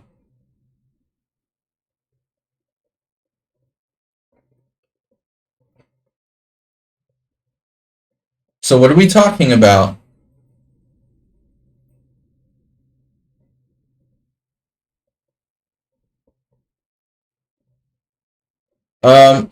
Later, bishop f7 in the endgame. Oh. I thought you meant in that crazy position.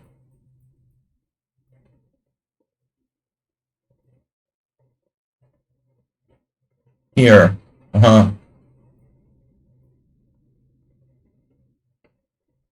first of all, I wasn't sure about king h4. Engine or no engine, +3 or no +3. I think that this is a better try.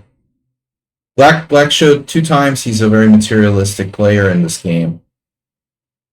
The earlier bishop a6 and now this decision to take on h4. When I think king f4 is a better practical try.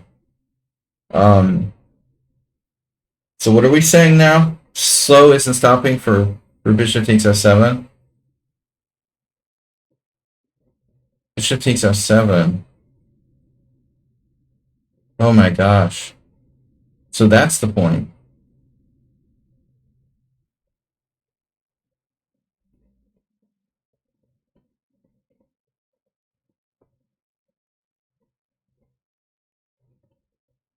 Wow.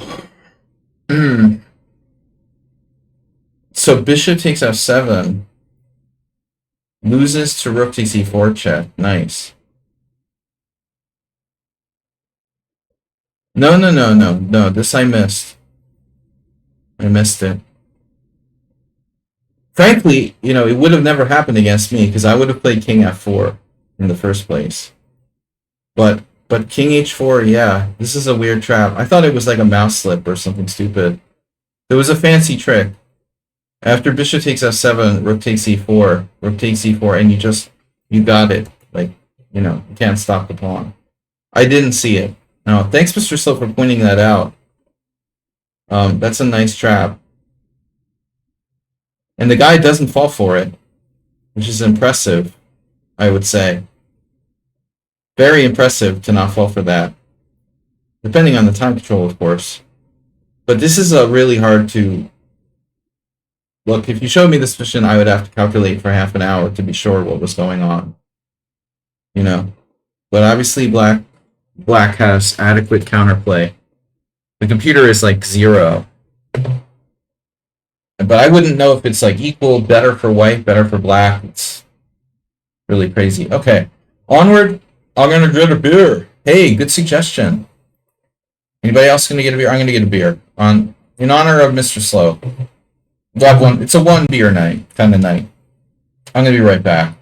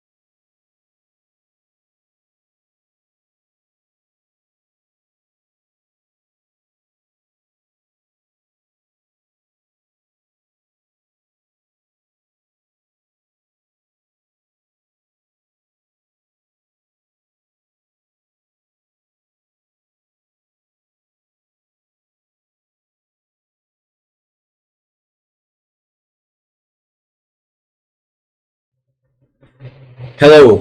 We're welcome back. We're welcome back. We're welcomed back. Welcoming back. Spectacular Camel. The best is when you like you get the glass out of the washing machine and it's like really hot. And it's like the ultimate. That's the secret to the ultimate like refreshing cold beer. A nice hot glass out of the dishwasher. I had to sorry, I've been delayed like cooling my glass down. I never had to do this before. You've heard of like I don't know, iced glasses or whatever, but I like cool the glass down. That does not sound like the best experience. Which is that? From grape stomped to bottle. This is a wine glass, and I use it for beer. I use it for beer and wine because we don't have. It's a classic IKEA wine glass. It doubles as a beer glass. I have a very limited repertoire of glasses. Put my money to good use here. Wasting time, wasting money on stuff like glasses. Wasting money is wasting time. Alright. But Mr. Slow asked me where the beer is. We got a beer. Guess the beer. That'd be a good stream title. Guess the beer.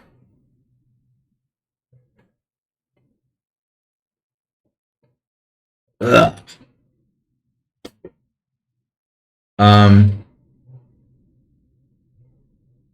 Red Solo Cup? Yeah, the Red Solo Cup. Piss warm beer at a sporting event in the States. I don't know, my hands are making it. It's nice and cold, unlike my glass. Guess the beer. Can you tell by the sound? That's a nice European half liter right there. Alright.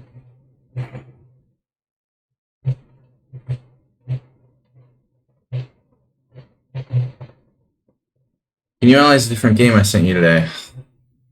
Did you send it to me or did you put it on? Oh, you sent it to me. Oh, alright. Damn, you just can't make this guy happy. Saxitron, just kidding. Alright. Analysis board. Get PGN. Copy. Yes, we can do that. Wow. That's a long analysis. Alright. Copy. Tools. Learn. Study. My studies. June 6th. Add any chapter. Paste. Alright. Now. We can delete your other game. It's already deleted.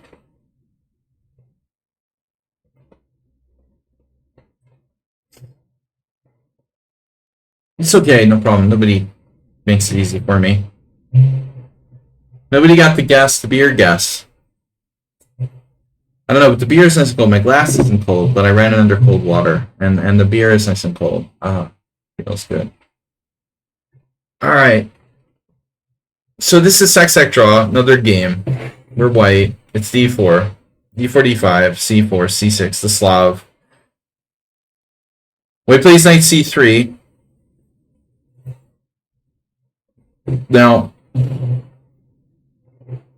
I don't know what white's repertoire is. The most common move, of course, is knight F3. So I would say, you know, well, it depends on your repertoire. You know, you need a reason. I think you should have a reason to play knight C3. And, you know, said reason could be like, well, most importantly, the number one reason to play knight C3 here would be like you're specifically, I would say you're specifically like hoping for a pawn triangle and you want to play like the Marshall Gambit or whatever against the pawn triangle would be my number one reason to play knight C3. Although, you know, to be honest, like that's probably more often seen in these type of move orders. Black plays C6, you don't expect it, and then white plays E4. The other reason to play knight c3 is because you're expecting your opponent to play to be Yabatis, and he plays the Winnower counter gambit against you. Somewhere in my games, I have a game against National Master Larry Tapper that I consider one of my best games of all time, where I crushed Larry, like a 2300. Skull. L'chaim. Alright. E5. Alright, anyway. No, the number one reason to play knight c3, this is like David Letterman. Number one reason to play knight c3 is because you want your opponent to play this like weird gambit line with d takes c4. You better have something here. If you're facing like Portnoy or Naka. So your opponent does go into that. I mean, the problem with knight c3 is really like, you know, it's a lot of variations black could do, but most cases black's just going to play knight f6 anyway.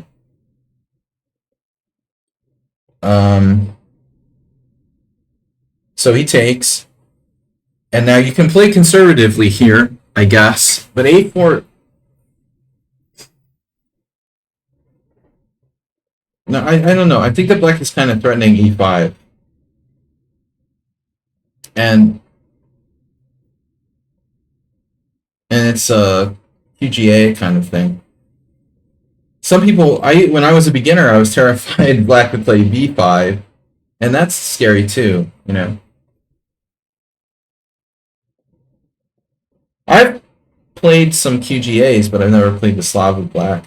But yeah, that's enough to be worried about. But e4 is the main line. But you can also play e3. This is pretty solid.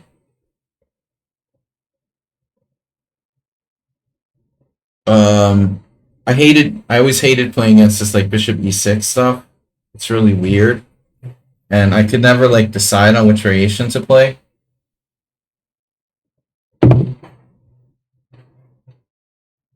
Normally played by a different move order, oftentimes. But okay, you went into this e4 gambit, and now black, I guess, has a choice. Is this, I'm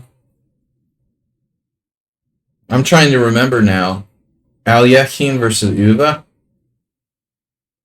Was this the Alekhine Uva move order? World Championship, maybe the second match, where Alekhine won. It's been a while since I looked at those games. There was a crazy game where Uva like lost with black. In these type of something like this.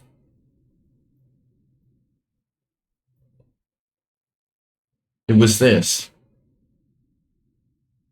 Mr. Slow, does anybody know that? Remember that? Not a popular world championship, you know, really to follow. Uva beat Alekhine, and everybody's always like overplayed the drunk card. But Alekhine was a drinker, and he lost because he was drunk, but I think that's blown out of proportion. The truth is that he vastly underestimated, you know, Uva's capabilities. And, you know, when it came to the second match, it was kind of like Tal Botvinnik. I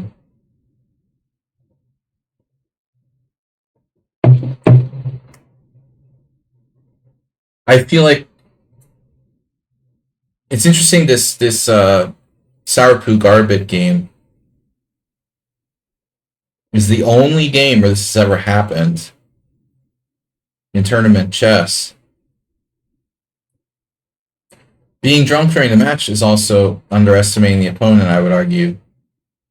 Not necessarily. You know, if you're an alcoholic, you know, you probably are going to be drunk no matter what. And secondly, maybe some people play better, although it's detrimental to your health. D takes C, bishop takes F7, check. King E7, Queen B3. It was something along these lines, and I can't remember, Mr. Slow. Mr. Slow is our lead investigator.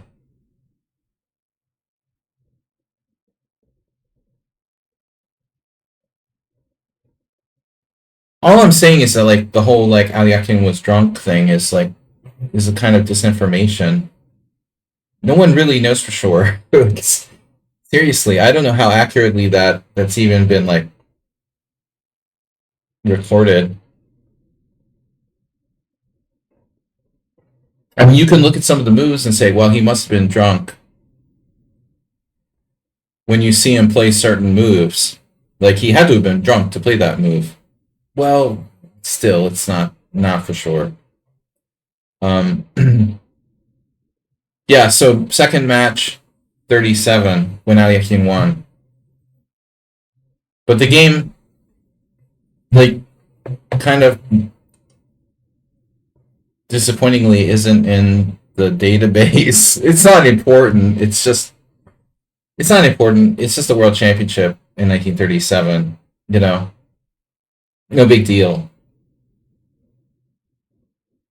Did you guys hear the sad story? It was in the news. By the way, my dad was in D-Day, and he died in 1994, but he would have been 99 this year if he was still alive. And there is this like American veteran who died on his way to the memorial of D-Day. It was like 102. That's so sad, man. You're like 102 on your way to the D-Day celebration, and he died. Got sick and died on the way. Anyway, off the subject. I was thinking about how long ago D-Day was, and 1937 is even older than that, you know? So we're talking 87. Don't get started with Joe Biden's age. Alright. Joe Biden was alive for the... Okay, so Uva played b5 after knight f3.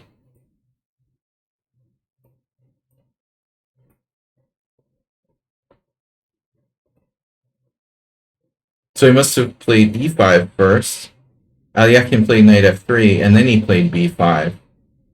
Is that what you're telling me? That doesn't seem right. No, I'm doing something wrong.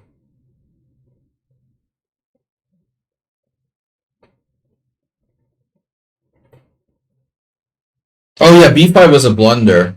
Okay, yeah. b5 was a blunder. Okay. b5 was a blunder. Was it here? Yeah, okay. Yeah, he blundered. I mean, he blundered. So how old was Joe Biden? I mean, how old was Joe Biden when the Aliakid, like, Uva match was taking place? Nah.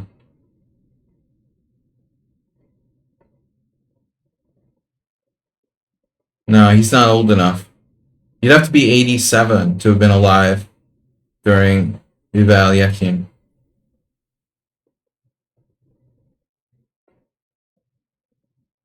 Right. Right, no, here. Knight takes b5, pawn takes b5, bishop d5. This was what he missed. Well, we can only presume. b5 was like he freaked out. The point was, Garbett was right. Like, the p-sac isn't 100% sound. It's very complicated, but it's not 100% sound. This game was played in, like, New Zealand, I guess, in 76. Or Australia or New Zealand, but Uva panicked and played b5, and it just is bad for black. Anyway, okay. Different position, though. We have b5, a4. This is a different position.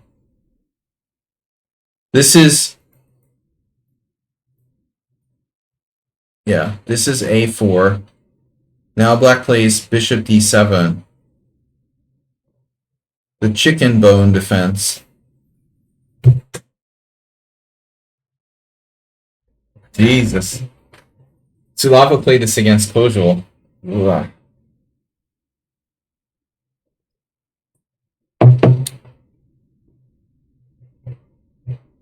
Yeah, I mean, that's an ugly way to play, man. Okay, Sulava was a good blitz player, and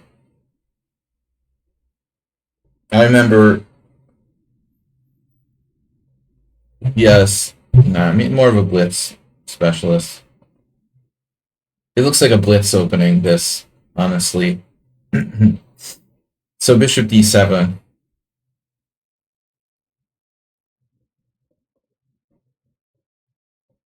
It doesn't really do anything, is the problem. So you take on b5, but I guess, you know, my first question is, like, when black plays bishop d7, like, what is he doing? You know, he's just, like, protecting his pawn on b5. But, I mean, the move is, like, not really constructive. You're taking on b5.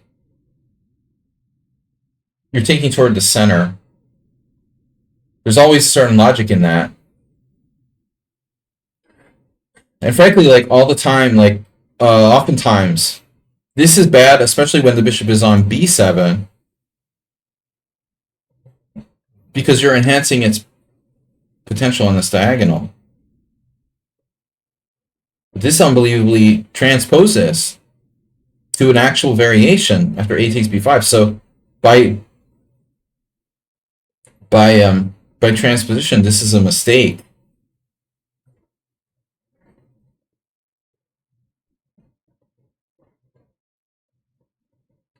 You should not play it, and Kojul didn't play it, which is pretty indicative that it's not good, you know? e5 was played. That's kind of a weird move, frankly.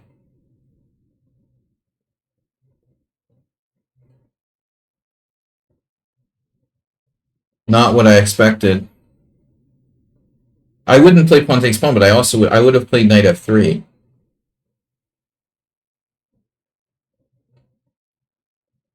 And white is 2-1 here. Bargasoli did this against this Indian guy that I played. I don't remember where I played him, Pranav Anand. All I know is that he was like 2,100 when I played him. And now he's like 2436. Well, there's a surprise. I think when I played the guy, it was like 2018, and he was 2150.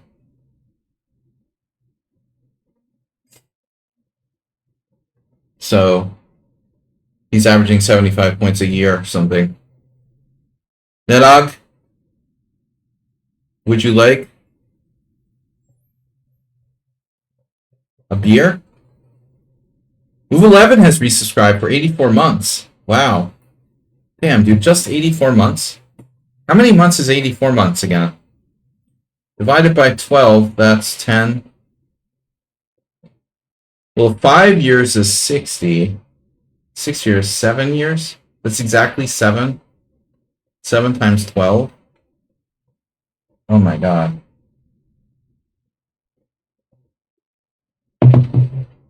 Jesus Christ. And that's not even how long I've been streaming, because I streamed for a while before I could even have subscribers. So, Jesus Christ.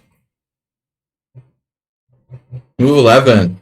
Welcome from Germany. Are you still in Germany? Bachfest? Bachfest. A certain German translator has corrected me. My pronunciation of Bach is bad. It should be Bach. Sorry, I'm American. and I'm stupid, and we don't have that sound in English. So, I don't pronounce Bach correctly.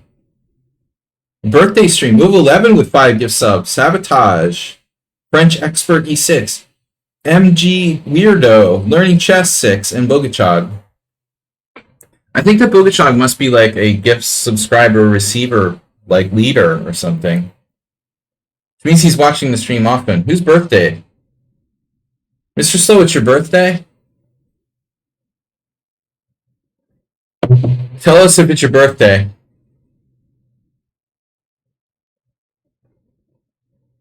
Those rolling R's are the worst. Yeah, and I have like a speech impediment. The rolling R's? You mean like in Spanish? They have that in Hungarian too. A 7-year-old move like he's a 7-year-old now. Alright, I'm sorry. I'm just drinking beer and having fun. But anyway, it's interesting Kozel would decide to play e5. I feel like that move is a little bit inflexible, but at the same time, the master, one of the greatest players in Central Europe, Central Europe, Balkans, whatever. He was Croatian champion like billions of times. If Kozel plays e5, it has to be a good move. I mean, knight e4 is a major idea, I guess, to go in here. Yeah, I would think like, knight f3 would be right, but I was just thinking this isn't a possibility. But to be honest, like I was wondering about e5. I'm pretty sure I had this position with black, blitz, already. And I've played e5 a couple of times. Dlugi approved. Hubner, yeah, Kasparov Hubner, 1988. Hubner is like an expert on. Did you know that, Mr. Slug? Hubner is an expert on like. Larry Christensen said he's an expert on like Egyptian papyrus or something like that, like deciphering papyruses. You say papyruses or papyri? What's the plural of papyrus? Like more than one papyrus. We found, if I have like one sip of beer, I'm drunk. We found more than one papyri in the cave.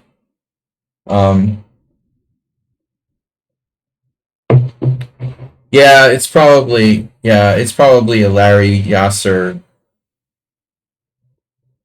Yeah, Larry probably got it from Yasser. Actually, I don't know, because Yasser might have got it from Larry. I don't know. Larry lived in Germany for a long time. So maybe I trust Larry more on that one. It's probably Yasser repeating Larry's story, more likely. Larry used to play in the Bundesliga. So A takes B, C takes B, knight f3, and now we've transposed something, e6.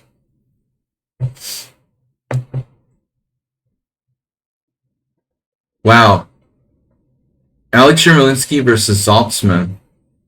Oh, that's interesting, actually.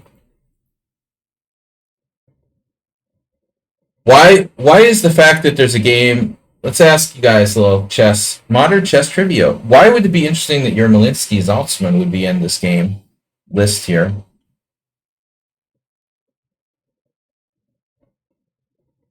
Because we're essentially playing a kind of Queen's Gambit accepted. This isn't directly related to Hans, but he is connected. Because one of Hans's handlers, Maxim Dlugi, recently published fill in the blank, right? A book on the Queen's Gambit accepted. And who is Dlugi's main, contributor Vitaly Zaltzman. Ta-da! So, yeah, we can figure stuff out. A weird kind of QGA line with bishop d7. Now you go b3. That is a theoretical novelty. An inspired one, though. I mean, yeah, you can see like 13 out of 14 moms played bishop e2. This move, I admit, is not inspiring for white.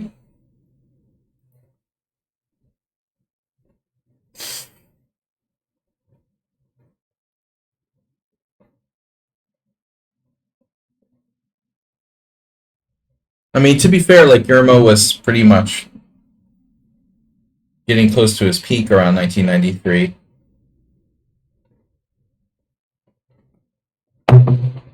I played him the first time in the Intel Rapid tournament in Manhattan. I think it was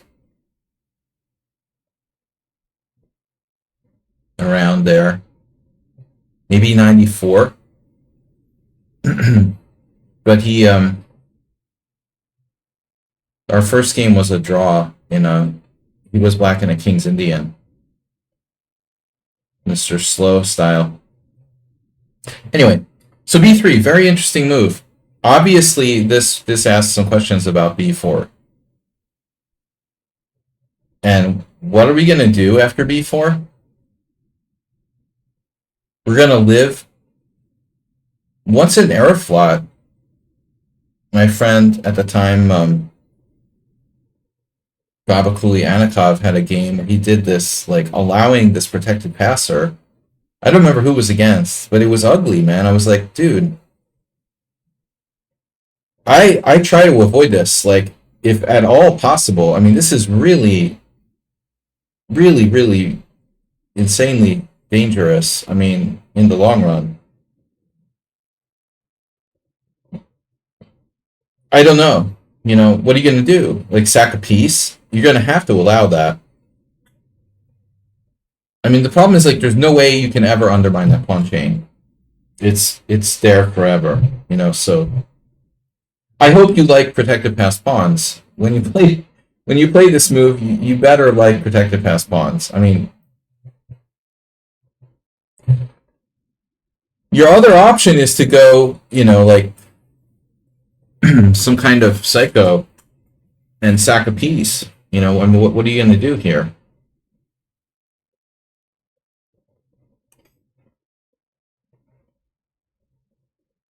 No, Yermo is a very, very good, well-trained, you know, absolutely strong player.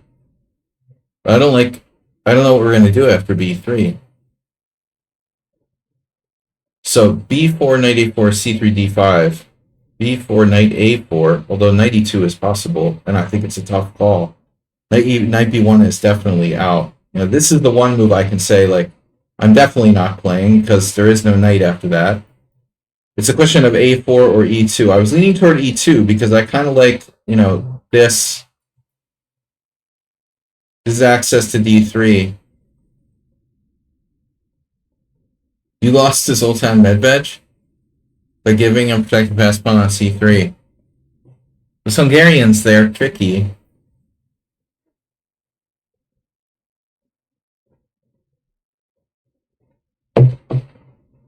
You said you can't allow that. Well, yeah, Zoli is he's an interesting player. Very strategic.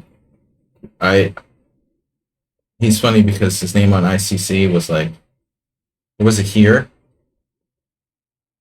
But he has a handle Taktikush, which is kind of a joke because he's like very, very good strategically. All right, this is interesting. Wow. So total novelty, and then, all right, this is not the game. Black doesn't take up the challenge. What a wimp. He plays bishop b4 like it's a freaking note boon. Now it's a note boon. And then black does the unthinkable. Lovecraft had this, like, the unnameable, one of the horror. One of his horror stories, the unnameable, the unthinkable. This is like a jump out of your chair variation. Bishop takes c3. God, dude. Yeah, I like 92 better. This is like those guys who play bishop takes d5. If someone played bishop takes c3 against me, I would be like freaking out.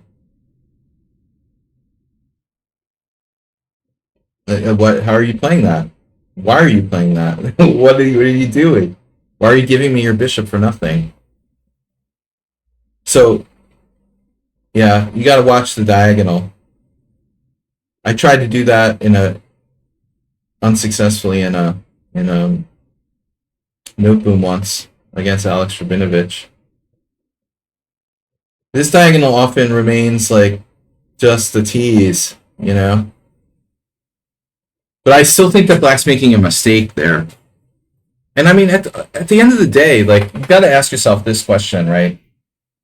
I'm saying he should play b4 and strap on some balls, but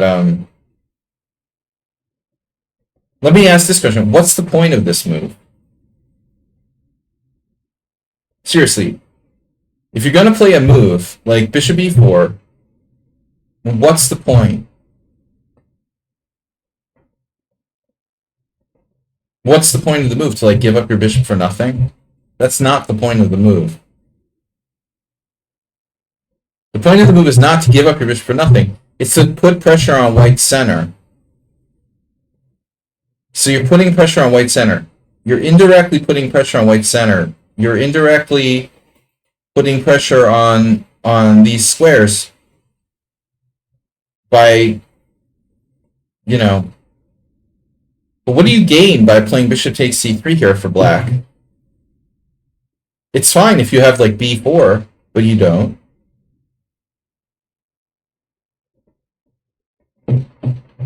So black needs to put more pressure on the center. That means, you know, attack the center with pieces. Or maybe Pillsbury finds a way to play f5. I'm just kidding about f5, but I feel like it's at least in the right spirit, you know? No, I mean, he should put more pressure on the center, obviously, with knight f6, and that's like the winnower. You know, you're threatening something now. I'm actually threatening something. At least if I give up my bishop, I get your central pawn for it. I'm not just giving you my bishop for nothing, you know. This is serious shit we're talking about. This is the disaster. Giving that up for nothing. Now, I assumed that his idea was to do this, and his argument would be like, I didn't think white had a good way to defend e4. You know, like, there's no bishop d3 or whatever. And I think that's a reasonable argument for black, but I still don't think it's worth like giving up. I'm going to turn off the engine. It's not worth giving up your dark square bishop. This is too risky, you know. White has a lot of ways to protect this. I thought even maybe knight d2.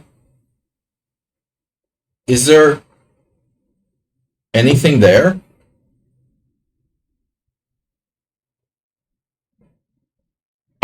Ultimately, you know, you can try to attack e4 until the cows come home.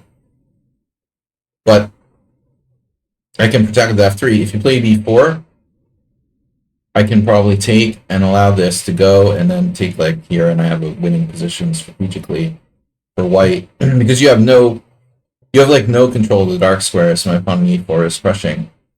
But you know, I thought that's his best bet. Now he goes here,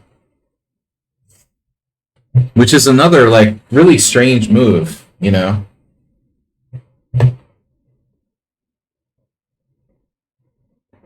So you take, and I'd be like waiting for the next shoe to drop. I'm waiting for that like crushing move I missed. Hey, where's the crushing move I missed? A5.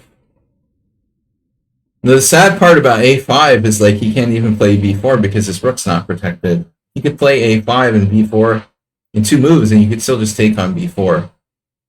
So queen c7 is bad, and now he just has this horrific structure. So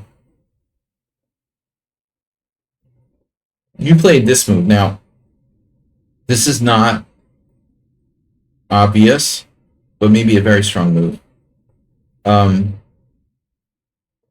Because ultimately, I think the only issue with white's position is how to protect this pawn. You have 2Bs, like, good pawn structure.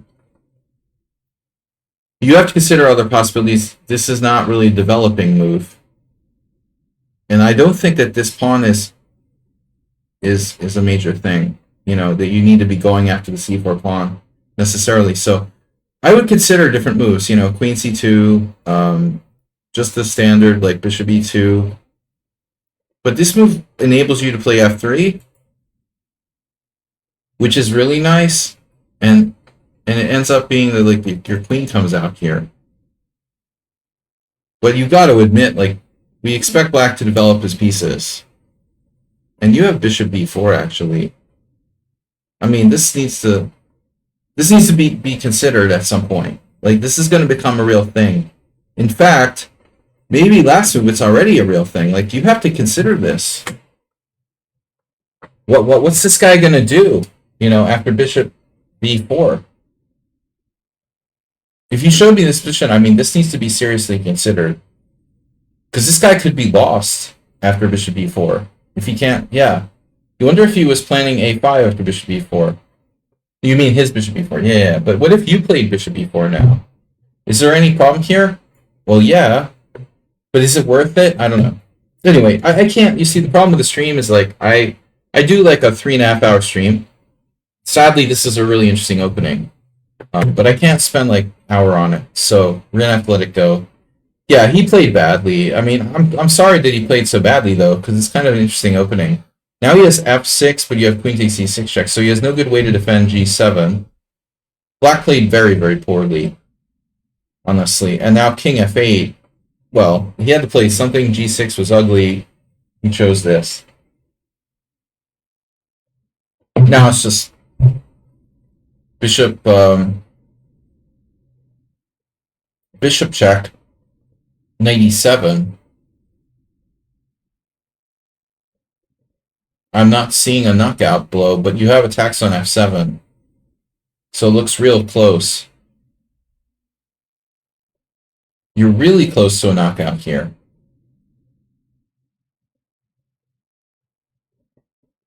Wow, Astrobate.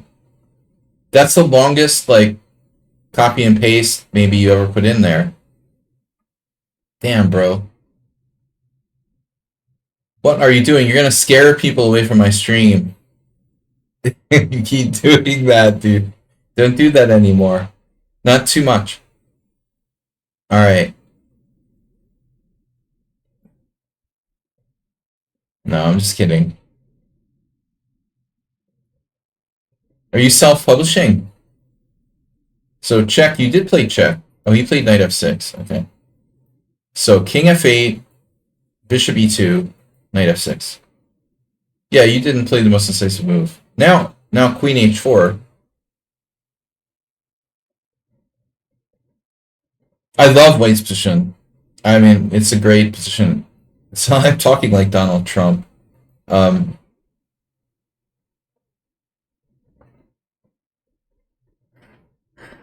should ask like AI to like. Wow, that would be a funny. That would be a funny thing to get an AI analysis of a chess game in Donald Trump style. We got to do this. You know, he's a great guy. He's a really good guy. That would be funny. And analyze chess game with Donald Trump style commentary.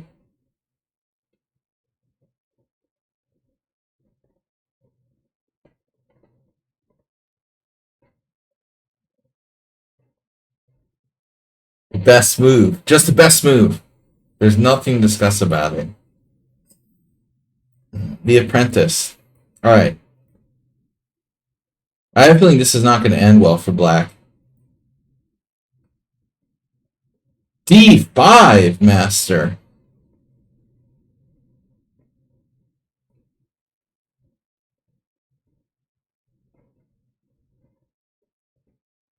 The argument I would make here would be White has a virtually winning position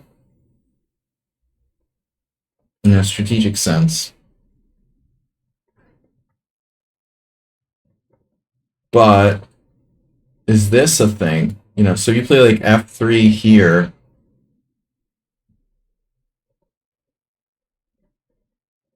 You don't really want to see an exchange of bishops. You get stuck in some position where black has counterplay.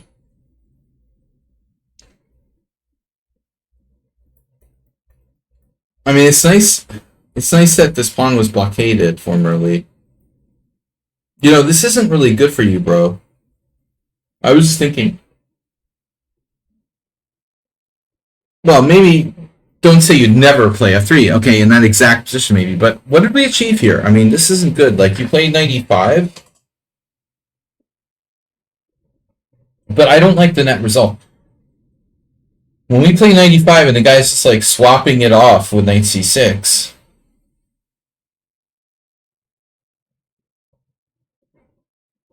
You know, I think like that's a bad deal. Trump only gets good deals.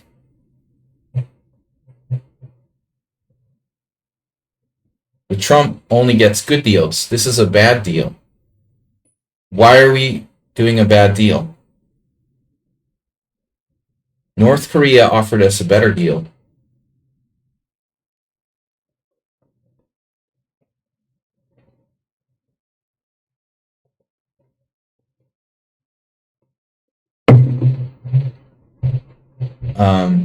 Because Trump plays four-dimensional chess.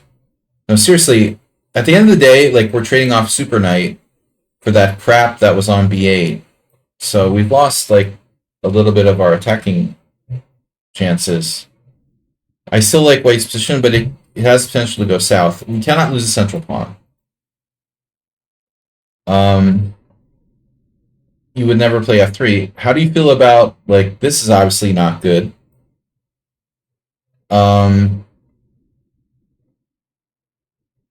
I can't accept like dropping this pawn as an option. It's the most important pawn on the board. Oh, I would play f3, but I mean it has to be carefully calculated. Namely this move.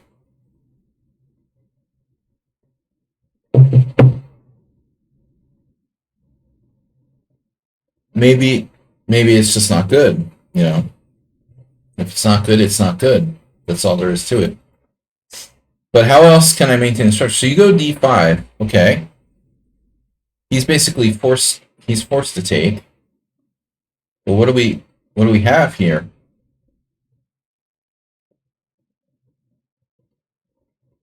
Now we're 2 pawns down. You got a sweet back ranker there, but his queen and bishop are guarding e8, so I was thinking rook takes a7, but it doesn't work. For those of you that may have like wanted to see rook takes a7, well, it doesn't work for more than one reason, probably. So castle. And this is a neat idea. This is a neat idea, and it's aesthetic, but does it work?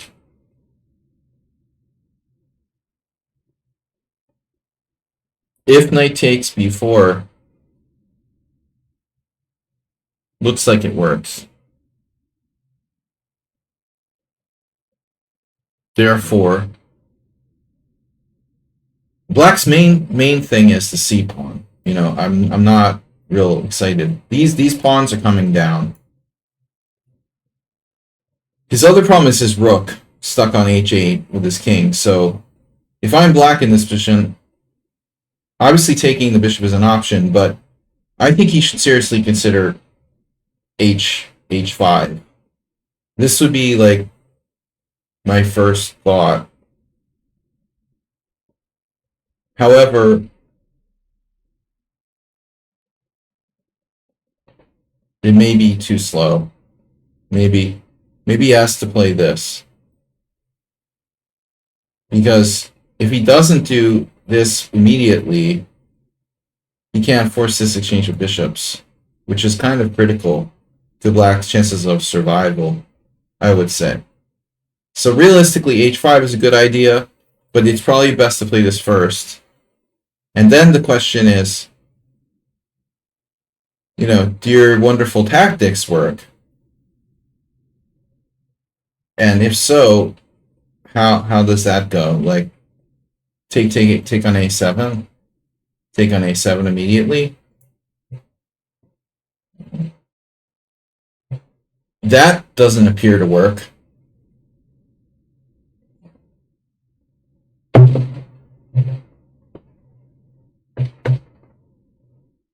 I mean, I'm not looking with the engine.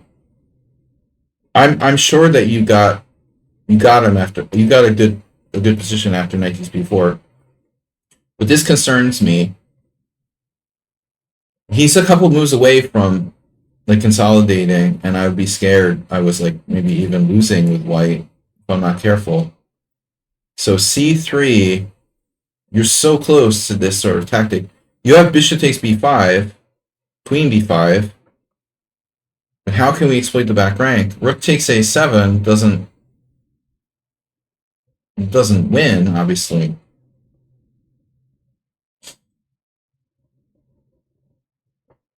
It just wins a pawn.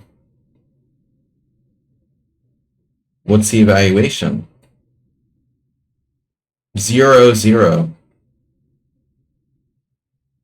No, I mean my specialty is defense, so I can totally like feel what's going on here. Black is on the precipice of losing, and taking this piece is like is dangerous. He's got no way to answer the knight d5 pin, He's not winning a piece, so why bother taking it? That's my problem with black's play here. You're not winning this. You're giving it right back.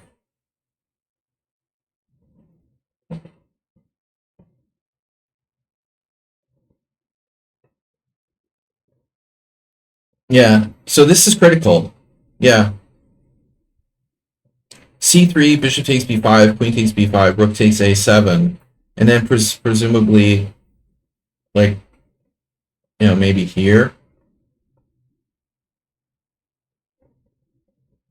Queen takes f1, check. 0. Okay, rook e8 is inaccurate. It's a queen h5. Wow. So he has to find a really good move here. Queen e8. Queen e8. Alright, anyway. I'm getting carried away. Enjoying this game too much. Yeah, c3 was best. Well, anyway, like not. It's close. Wow. I thought he was lost after knight takes b4. The engine says he's not. I'm surprised. I'm really surprised. I mean, I thought the suit is toast now. The computer wants to play knight to d5.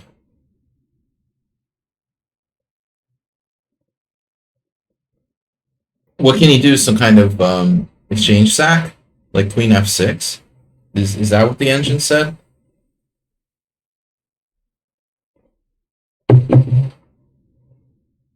Like here? Can we like go Karpov style? This is lost. If he had one more move, maybe a6 or something. That doesn't work. Wow. G takes f is a draw. Okay. That was computer line. Yeah, this is a fascinating game. But I think here he just misjudged the position, really badly. You have rook takes a7, right? He has no coordination, and ultimately that rook doesn't play. Yeah, a lot of people, they can't judge. They're just being materialistic. They take the material, whatever it may be. I wasn't sure if you had something better. Rook A1 may not work, Tobias.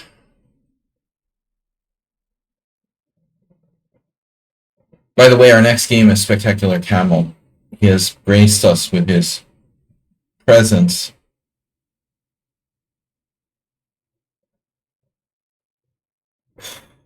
Still not clear. But it's always hard to coordinate with weird material balance.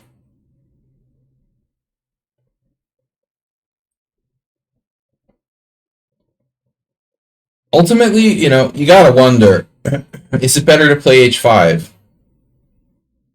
Because you can artificially activate your rook, right? It's a safe bet, the h5. h5, h4, h3 might be a good idea too. I think h6 is weak. Yeah, this is awkward. And it's probably a fast-paced game. That's a nice move. And the end. Alright. That's over. The old two rooks versus one rook end game. I think we can skip past that. Okay. So, you bought this. Say you want to play chess. Alright. Yubanis rarely giving us a treat here. E4, B6. Now, Yubanis, let us know now for a second here. You've been working on your blindfold chess, I've been told. This wasn't blindfold. This is like seeing the board. Alright, this is a sighted game. Sighted. He was sighted playing chess. D4, the Owen defense. Asterbait, you must miss playing the Owen. Can I double check if we've done my game already? I arrived late. No, we haven't done your game. I was busy doing games of people who showed up. Now I have a question. I was telling you about this. This is surprising to me. This is surprising to you guys. Knight f6 is so rare. Okay, it's maybe like played usually on the future move. That's really the weirdest thing. I don't understand. Isn't knight f6 like a kind of known move?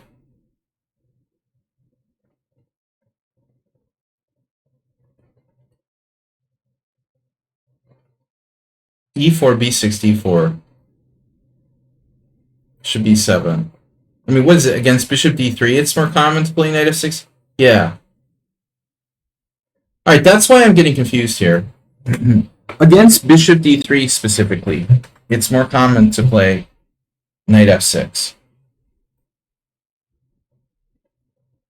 I always play bishop d3, and I like to put my queen on e2. So obviously there's nothing wrong with knight to c3, but black's main defensive idea is usually the e6 bishop e4, which is standard. But you did it here, knight f6. Okay. And now, what I asked Yubatis was, isn't it weird that there's only like 5 games in the Opening Explorer, and all 5 of them played bishop d3?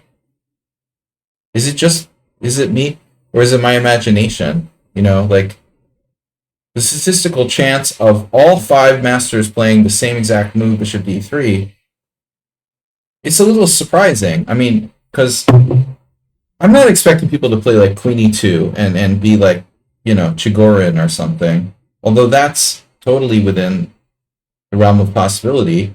God forbid anybody like be creative. But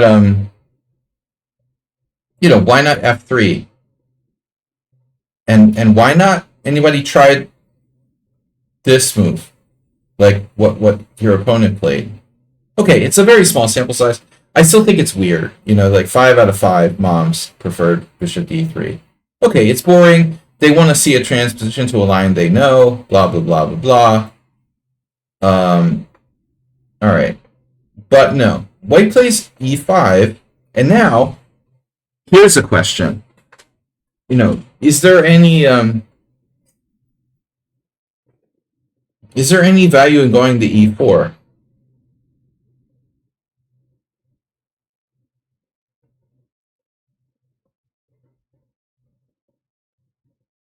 So your knight gets trapped in some cases when it's on e4.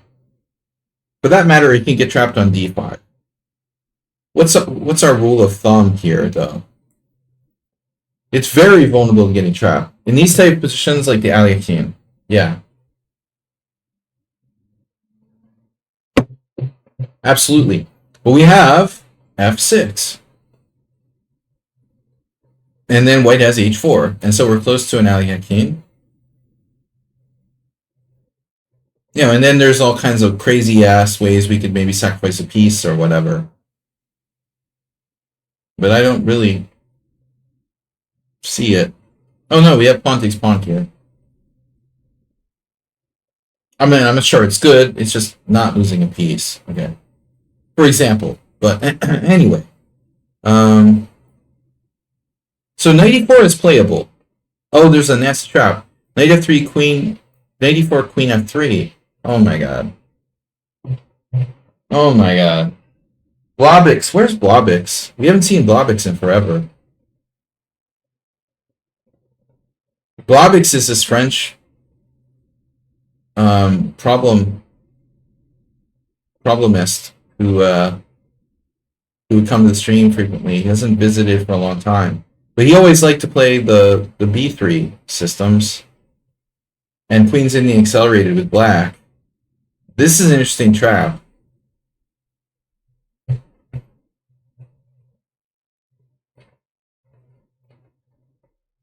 Oh my god. What a position.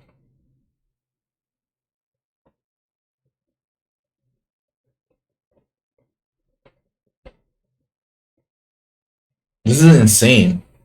Queen a6, knight b4. Queen c4. Knight takes c2 check. King d2. Knight takes a1. Totally nothing to worry about here, folks. This is absolutely a typical position. Anyway, knight c5, you were saying. Right. Knight c5, and the knight is like Asterbate 1100 mode. This is like Asterbate 6 years ago. Was playing positions like this with black. He would end up like this. This is like a standard position. When we first started the stream and Asterbate joined, he was getting positions like this with black all the time. He had like 2 knights. He had like 2 knights on a6 at the same time, or something. Something along those lines. But anyway, very interesting stuff. Wow, this is actually playable. This is way more confusing than knight d5. Obviously, on knight d5, you have this move as well.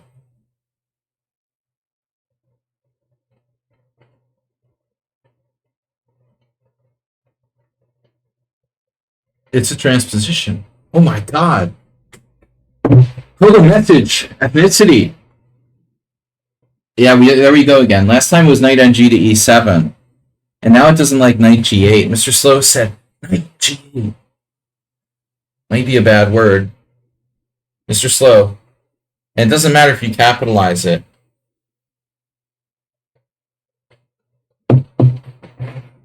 This guy on Sunday thought I banned him for saying knight on g to e7. He just kind of missed the point, but... What's the difference? There's a big difference. The knight's not on e4. So the knight has more options here. Like, you don't have to go into this insanity. Black can play another move. For example, c6 if you really want to. A really bad Krasenkova defense. Or here. There's a video of Emery Tate lecturing. You're waiting here, knight a8. Well, it probably doesn't feature our game. I had the pleasure of having Emery Tate play knight a8 against me in a tournament game, so not too many people have experienced that. Bishop takes d5, c4. What about knight g8, man? So, Neda, what's your explanation? Knight g8 is the same. All right, let's go on. So, all right, we got knight d5, and then white plays this. Lame. Okay, this move is it's fine. It's not inspiring. It's just a move. And then, if I were white, I would probably do knight f3, you know. But he goes here. Now, if your bishop was on e4, Tobias, you'd have the very, very funky option of bishop g6, which the computer is always like a big lover of. No, seriously, like let's take a look at that for a second. Theoretically, if you went to e4 instead, and he took, and you went here, now, well, c4 wouldn't attack your bishop. But let's say here, okay, queen g4. So you have an option. You can take the pawn on c2, go back to b7, or go back to g6. What would you do? Taking the pawn. Material is good. My engine says bishop b7 and bishop b7 are the best, second and third best lines. Bishop g6 is not really a favorite. Bishop g6, h4. Anyway, I just wanted to see. I was curious about that when you first showed me the game. Anyway, knight d5, take here. And now bishop b7. And now white plays knight f3. Why not the 4 pawns attack? I mean, you might as well just go whole hog. Why stop at 3 pawns?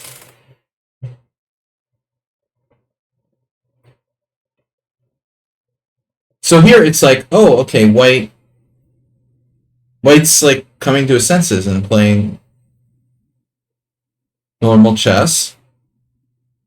So we think, right? And now what do you do? Well,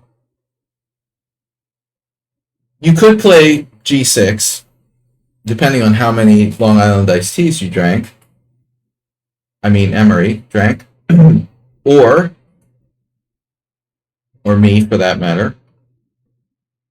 Maybe you could not understand the Kraken theory well and do something like this, allowing like some sort of crushing e6, which I don't want to see. So you played sensible, the most sensible move, e6, stopping white from playing e6, giving you bishop e4 check, developing your pieces,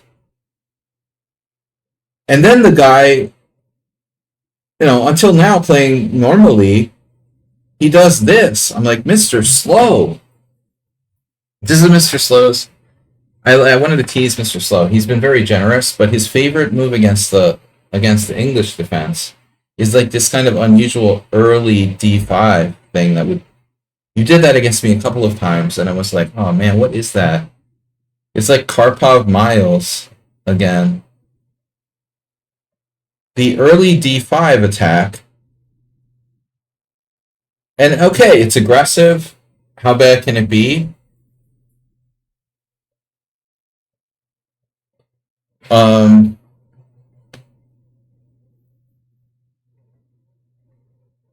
I guess the plan is like d6. I mean, I guess. I don't know. So, yeah, you've got to consider bishop b4 check. White has a convenient riposte. By the way, Ibadas, I think it's fully playable, bb4. Probably the safest move for black. And then, if I were you, I would think very carefully about my response.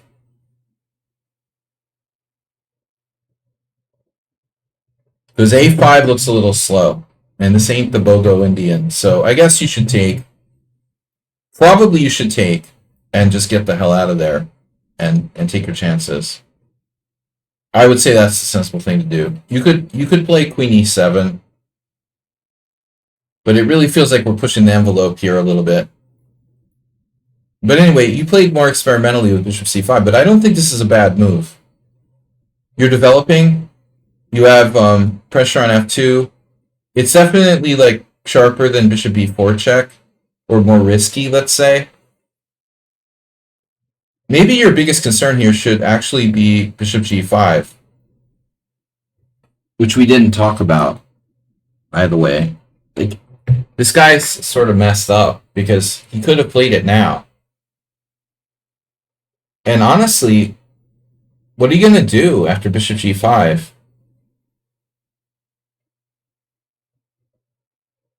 Well, regardless of that, Queen E7, D6, it's okay. You can take on D2 and take on D6. It's not that bad for you. No, I looked at that. That wasn't so bad, but this is a thing, you know. I think here you need to give serious consideration to F6. You know, because this looks. It reminds me of a game I had like in February that I barely survived. You can always admit you made a mistake and go here. Actually, yeah, why not just play Bishop B4? Okay, I made a mistake. I admit I made a mistake. I'll just play Bishop B4 check. You're just probing. You were just probing with Bishop C5. It's just a proba. In Hungarian, it's proba. Maybe in German too. I don't know. I have the feeling that proba might be Latin. But anyway, Bishop C5. You could roll the bones with F6 if you want to be a little spicy. But this is only after 3 Long Island iced teas. 2. We could just measure, like, we should measure drunkenness in Long Island iced teas. Nedog, how about scorpion bowling? Is that still a thing in Boston? When I was in college, we would go to these like Chinese restaurants, and they were always like selling these things called scorpion bowls. It was like, I don't know, they just poured whatever kind of alcohol they could find in a big bowl, and this drunk students would just like drink it with straws. Or Long Island iced teas.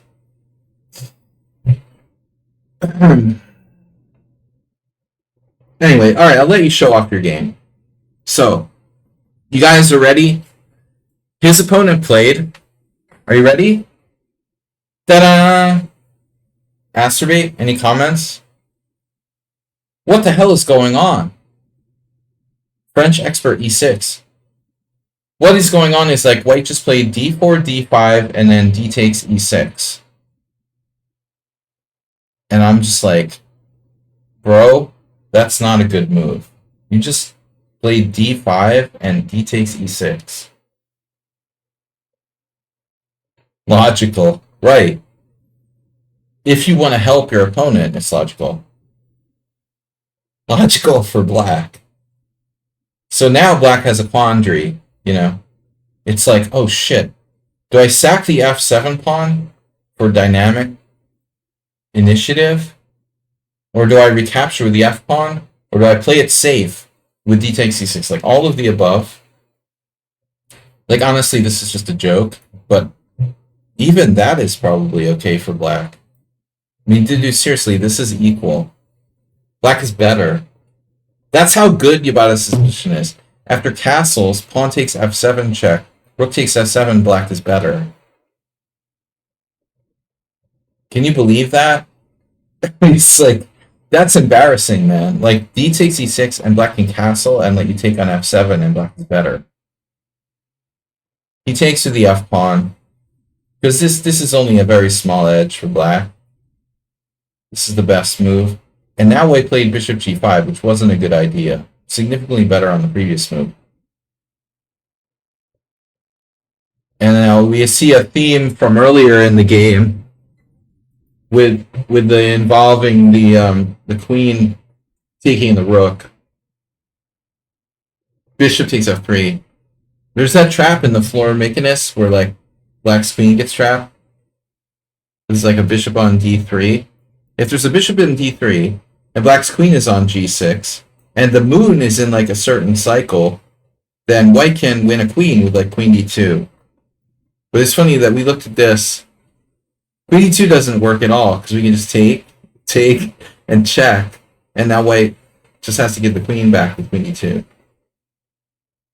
Anyway, all right. So bishop takes f3, surprise, takes, and then queen takes, and now, well, black's up a piece, so you have to take the rook, and then white thought maybe he could survive.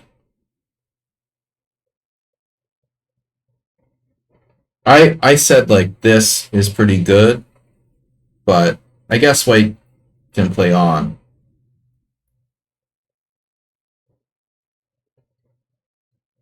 There's a trap for Jarwitz Dlugi fell into on his stream. So you admit you regularly watch Dlugi streams. Dlugi rhymes with Drugi. Castles. Some of my friends are Dlugi's friends. So I gotta be careful. I don't want him to get wind of me joking about him. Alright. Queen takes g5, queen takes a8, castles. And then, I mean, I don't know what to suggest here. I suggested queen e4 actually, but that turns out to not be very good after bishop e4 check. Something of a problem, because after this you get mated, or king d1, queen d2. So that's not good. So it's all over. He castled, and white played f3, and I would argue that f3 might make white's position worse, but I don't have a better suggestion. Check, and then knight c6, and now this queen is almost trapped. Goes to b7, and we're just in time. Threaten mate, very nice. Elegant. And white resigned, because if king c2, knight d4 check, king b1, queen e1, checkmate. Very nice. Alright. That's done. That's done. Snetseg's done. Asturbate's done. Sexectraw's done. Nepkodov's not here yet. I still have to do Sun Prism.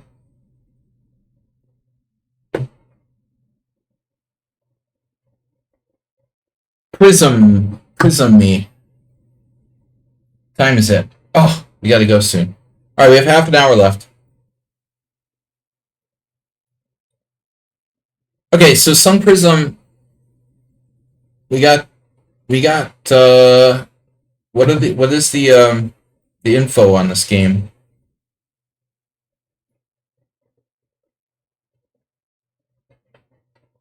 Game against Etienne Bacro.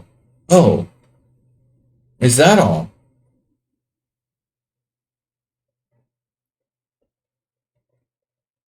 French top 16. Sun Prism versus Etienne Bacro. Well, we're going to assume that you're white. And Bacro plays Backrot. We're going to assume the Bacro is playing black and playing the Petrov. I like Bacro in the sense that, yeah, he's quite a classical player. I don't really know him personally. He's not an everyday name these days. He's kind of faded. It's really weird. Like, I saw him like long time ago. Personally, I haven't seen him 20 years. He's not as old as me, but he's close. Okay. Knight takes e4. He's probably 40, in his 40s, mid 40s, late to mid 40s, little bit younger than me. A bit younger than me. He's probably 5 years younger than me.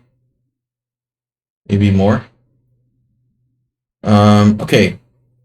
Knight takes e4. Yeah, but I like that he's willing to play the Petrov. See, here he didn't play the best move. He wanted to show his recommendation for his students. Well, this is not my recommendation. Wouldn't be my recommendation. D5 is the classical way to play.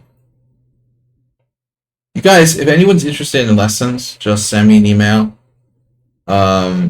We've got some openings, so it's always possible. But I'm not recommending D5 as the main line.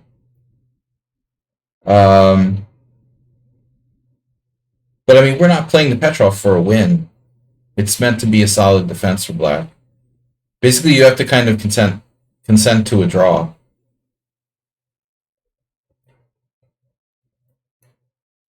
But you know, after D5, there's also this variation: D takes E5. So you have that option to take D takes E5. Anyway, Knight takes E5, Bishop D6. This is not the main line, but it is a main line. Knight D7 is the main line. Knight D7 is the main line. Okay, Bishop D6. I would probably defer to Kramnik on the black side of the Petrov, rather than Bakro. I know Vlad played Knight D7. I trust this move a little bit more, but Bishop D6 is the main line as well. Castle, C4, C6.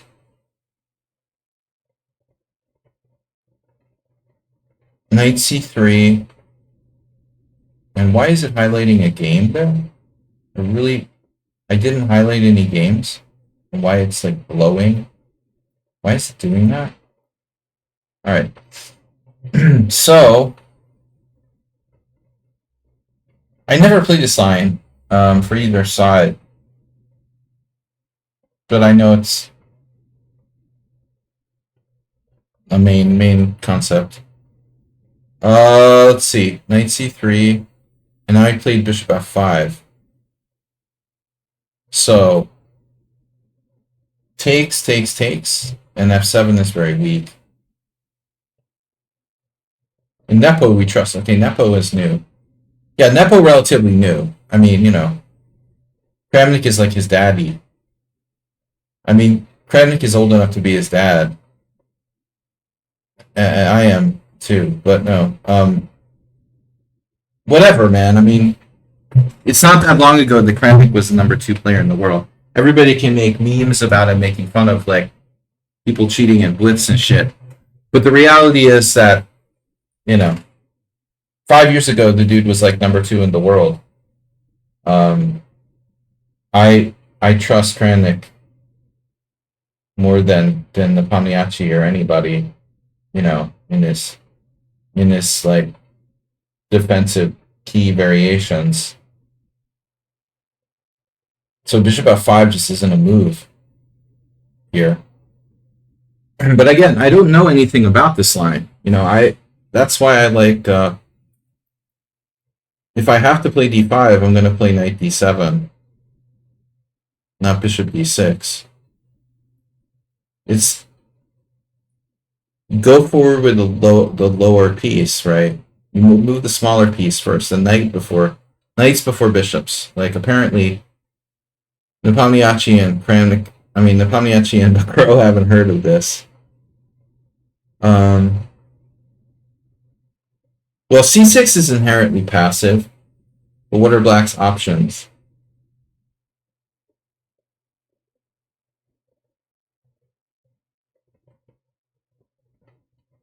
Yeah, so this is already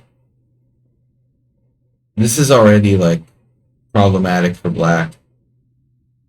So I mean, if you have to play this, Kasparov Anand, Kasparov Timan, Tal Karpov.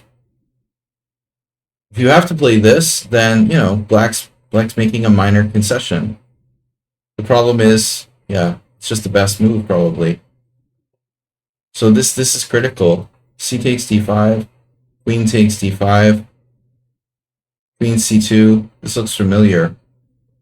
Did you mention something about queen f3? That's a move here. There's a Toth Bela game from 1977. His Petrov analysis was stolen by people and published by Hungarians. Yeah, no, anyway, that looks better. So c6 is kind of passive. It's a natural looking move. Astrobate, thanks for gifting. Oh, that's the two minors versus rook ending. Probably. Yeah, but anyway, it looks like this. I mean, this isn't pleasant for black, though. Look. Look at the score here. Shanklin. See? Amashi Farintosh. That's what you get for stealing somebody's, like, analysis.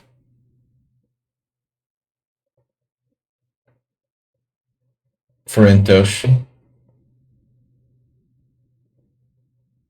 Farintosh stole Tokbela's Petrov analysis and published a book. I have the satanic book, but I didn't know it was like stealing somebody's analysis at the time.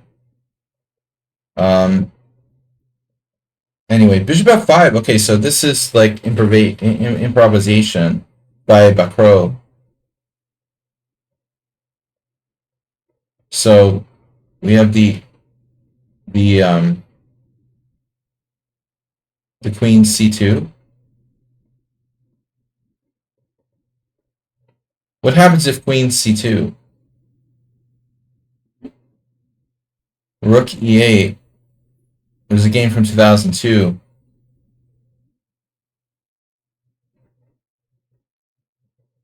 And so white could take on d5, I guess. I mean, white can't be worse here. That's for sure. White lost. Imagine losing with white. f4. No, I wouldn't play f4.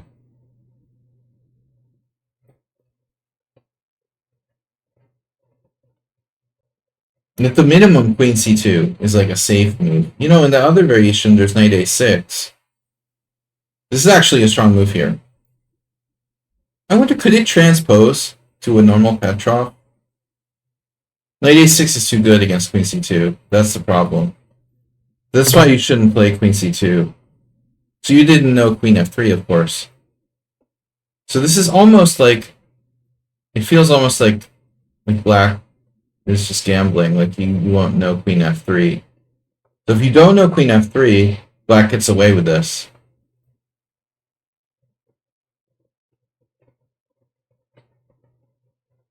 Just queen f3. Anything else in black is okay. Now he takes. And now it's kind of similar to that other line.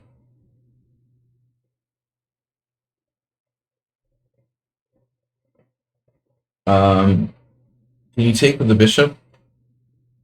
Bishop takes. No. I think at this point, you know, we have to give some consideration to bishop f4.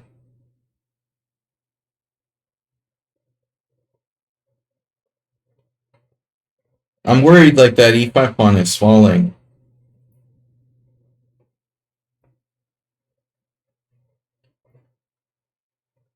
Now we're going to see Sun Prism endgame technique. Because Bacro sucks at endgames.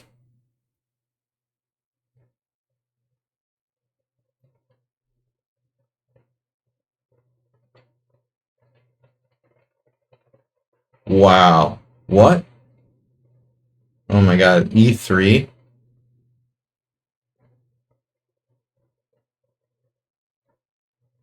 Black has a micro advantage, and yeah.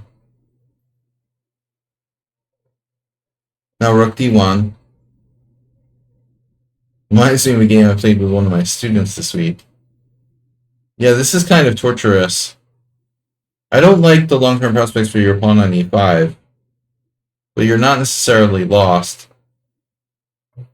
I do think it's important to keep in mind, like, you'd rather lose the pawn on e5 than get tortured in some kind of ending, where you're like defending it passively.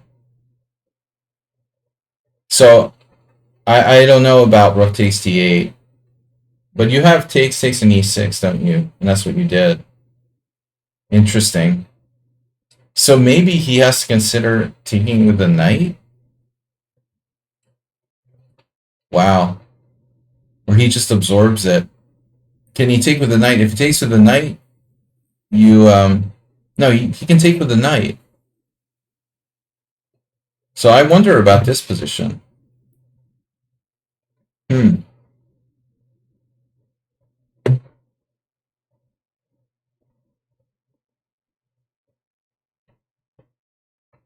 Yeah, the engine argues rook takes, which doesn't bode well for this. But I mean, if he has to take here on e6, then he might as well just like offer a draw.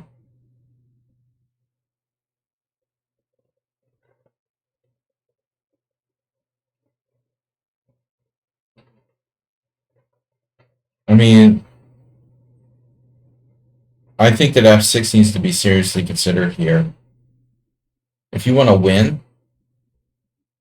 well, anything but taking. But how bad is this? Are we gonna lose?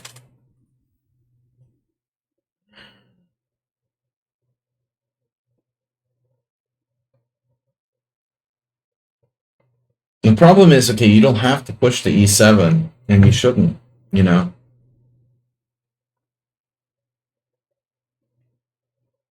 White should play something else. Maybe like h4.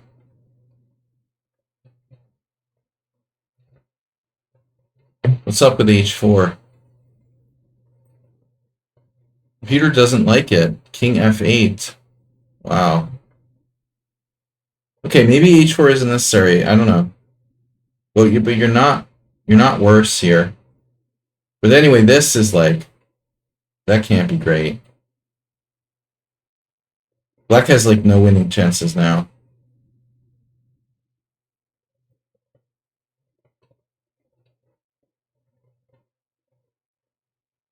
I mean, white is the only one with winning chances in this position.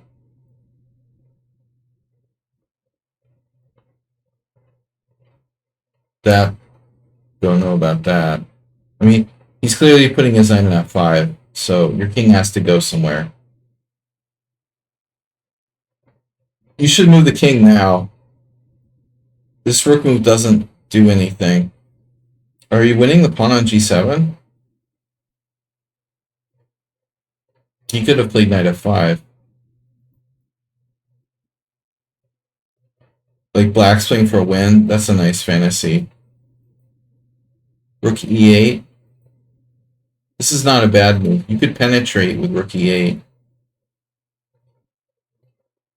Now he's like literally claiming a draw. h3. There's this.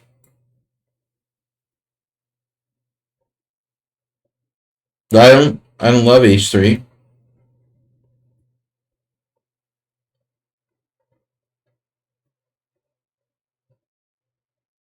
Yeah, I don't know. He's attacking our pawn. Checking him just like forces his king to a central position. I think he should play something else. You know, king e3 or just b3. But I don't see rook check being helpful. It's weird that he played king e6 though. I guess he was worried about rook d7. I thought he would play king e5. But he knows this is a draw. a3 is a bad move. Understatement of the year. So you played a3 here.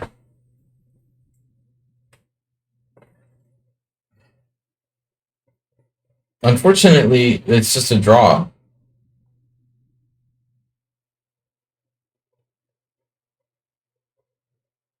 Your best bet is to just like sit or play b3, but a3 is definitely not good.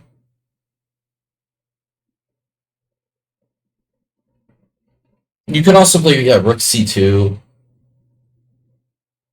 I mean, he may try to creep up over there with like king f6, king g5, so you don't want to play passively. I think you should just play b3. You know, he's going to have to play a4 and liquidate, and it's a draw. Realistically, it's a draw, dude. It's just a draw. But this is a huge blunder. And after check, I mean, I think only white could lose. It's still a draw. His double pawns aren't that great. But there was really no reason to play b3.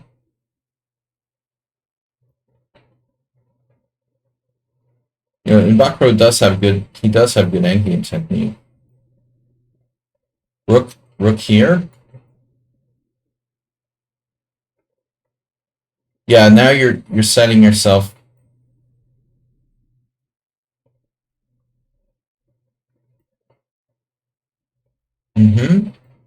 Wow. Now like we're better. Looks like. I don't know about b4. Probably not a good idea. You should very seriously consider a4 check. Or maybe, yeah, probably a4 check. You're taking on g6. You're playing for a win here.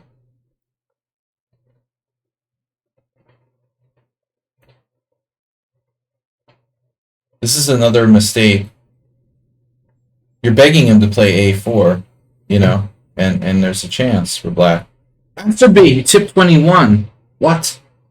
1321. 1321. 321. Tricky. Tricky. Now you're giving him away, you know, to try to get counterplay.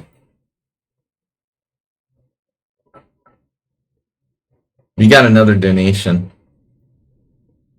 Some Prism with 110 bits. He had a solid draw.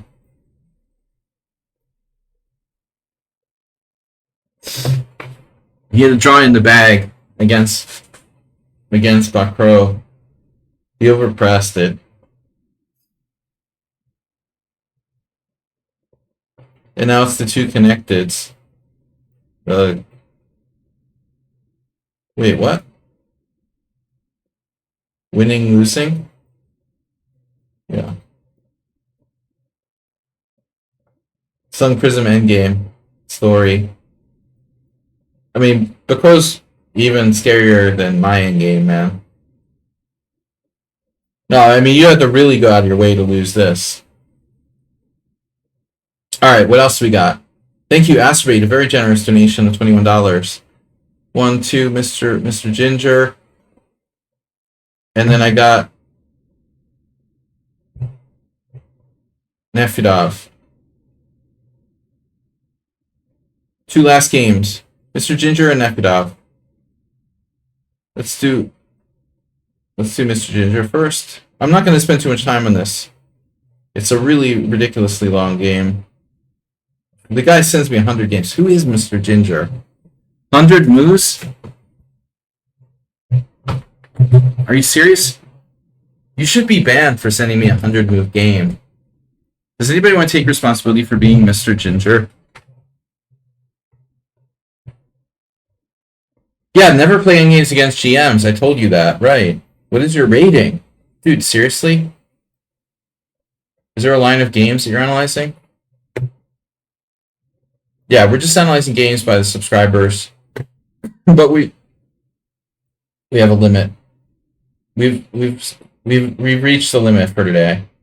I'm on our last games. You can try to join us next Thursday. But I do prefer if people like send me the game in advance. And we usually have a limit of like 10 games. And my rating sucks, so we don't talk about that. Asking my rating is like the easiest way to get banned. Alright, Mr. Ginger, dude, I'm not going to go over this whole game. I'm not going to do a 100-move game. This is outrageous.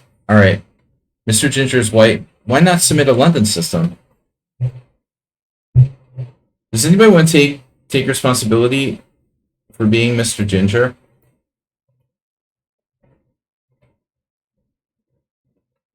I don't understand why anyone plays this, by the way. There was this Indian guy in an IM tournament I played last year who voluntarily played this with white against a lower rated player in the first round of the tournament. I was like, what are you doing? Who plays this? And then they had to draw in like 20 moves. I didn't understand. Knight takes c4 practically equalizes on the spot. So this is very strange to play this for white. I don't understand what you're doing. Like, there's this gambit. Like the reverse. What is this called? I don't even. It doesn't even have a name. This weird gambit, you know, which is optional for black. He doesn't even have to do that. No, there's just no way you should play this. All right, but black doesn't want to draw. Plays bishop c5. If black doesn't want to draw, he doesn't have to take a draw. Okay, it's a move order transition to a Vienna, like a symmetrical Vienna. Exciting. Black played a6. Okay, that's an interesting move. And now bishop g5 is a main line. This is a move. It's symmetrical. Gross. I probably had this position in blitz. H6, totally symmetrical. Now knight d5, knight d4. Someone here played g4. Well, that reminds me of that game I had in the Berlin, D3 Berlin the other day. But I don't know. Wow. Grover played it.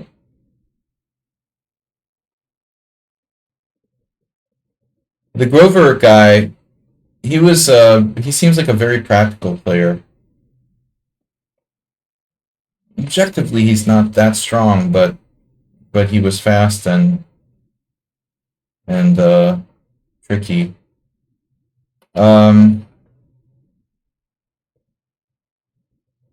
Black doesn't have to play d6 necessarily. d6, bishop g5. d6, bishop g5, h6. And that's probably a better way for black to play. Well, this is like really close to the canal variation, except white's played like a3, which doesn't really help that much. Lugunov. Rafael Lugunov.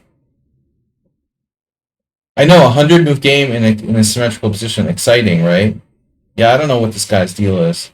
He must have gotten gift subbed. You know, I think he hasn't been on my stream in like 3 years. He probably got a gift sub and decided to like throw the game in there. I also suspect he's probably from India and he's like sleeping right now. The black's knight h5 is like absurd. That's a terrible move. So now you're justified in playing g4. And you're justified in playing g5. Absolutely. And white has a very strong position.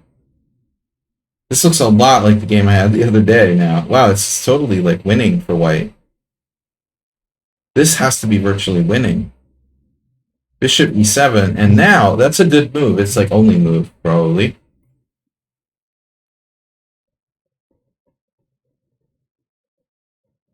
It almost feels like white might have some kind of sack, but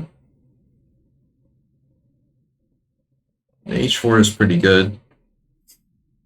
Obviously, queen h5 looks really strong. Black would have to take. You would take with the bishop. And then queen e8. Oh my god, I hate when it happens. Queen e8.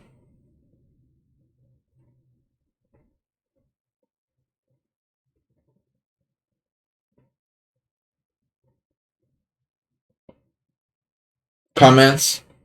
Questions? Suggestions?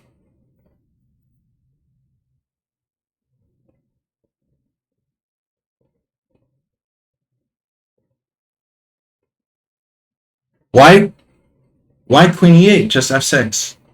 Yeah. Yeah, I agree. f6. If it was legal, I would play it. The safest way to end the game. This is still good. Probably. That's not good for black. So, how did this end up being a 100-move game? Bishop e7, h4. Oh no. Knight d4, bishop e3. c6, he kicks the bishop back. I don't understand what's going on here. So you played h4, black plays knight d4, and now queen h5 is like game over, right? I think that's the point of playing h4. It's game over. It's forced mate. Black resigns. There's no defense. That's just instant losing. So white just missed it. I mean, dude, if you had to retreat your bishop, you shouldn't retreat your bishop. Obviously, this is still winning. But if you have to retreat it, why put it on c4? Why not put it on a2? He just gives him a tempo. White totally messed this up. Surrendering the center. Everything. Like, now queen h5. And you took with the bishop.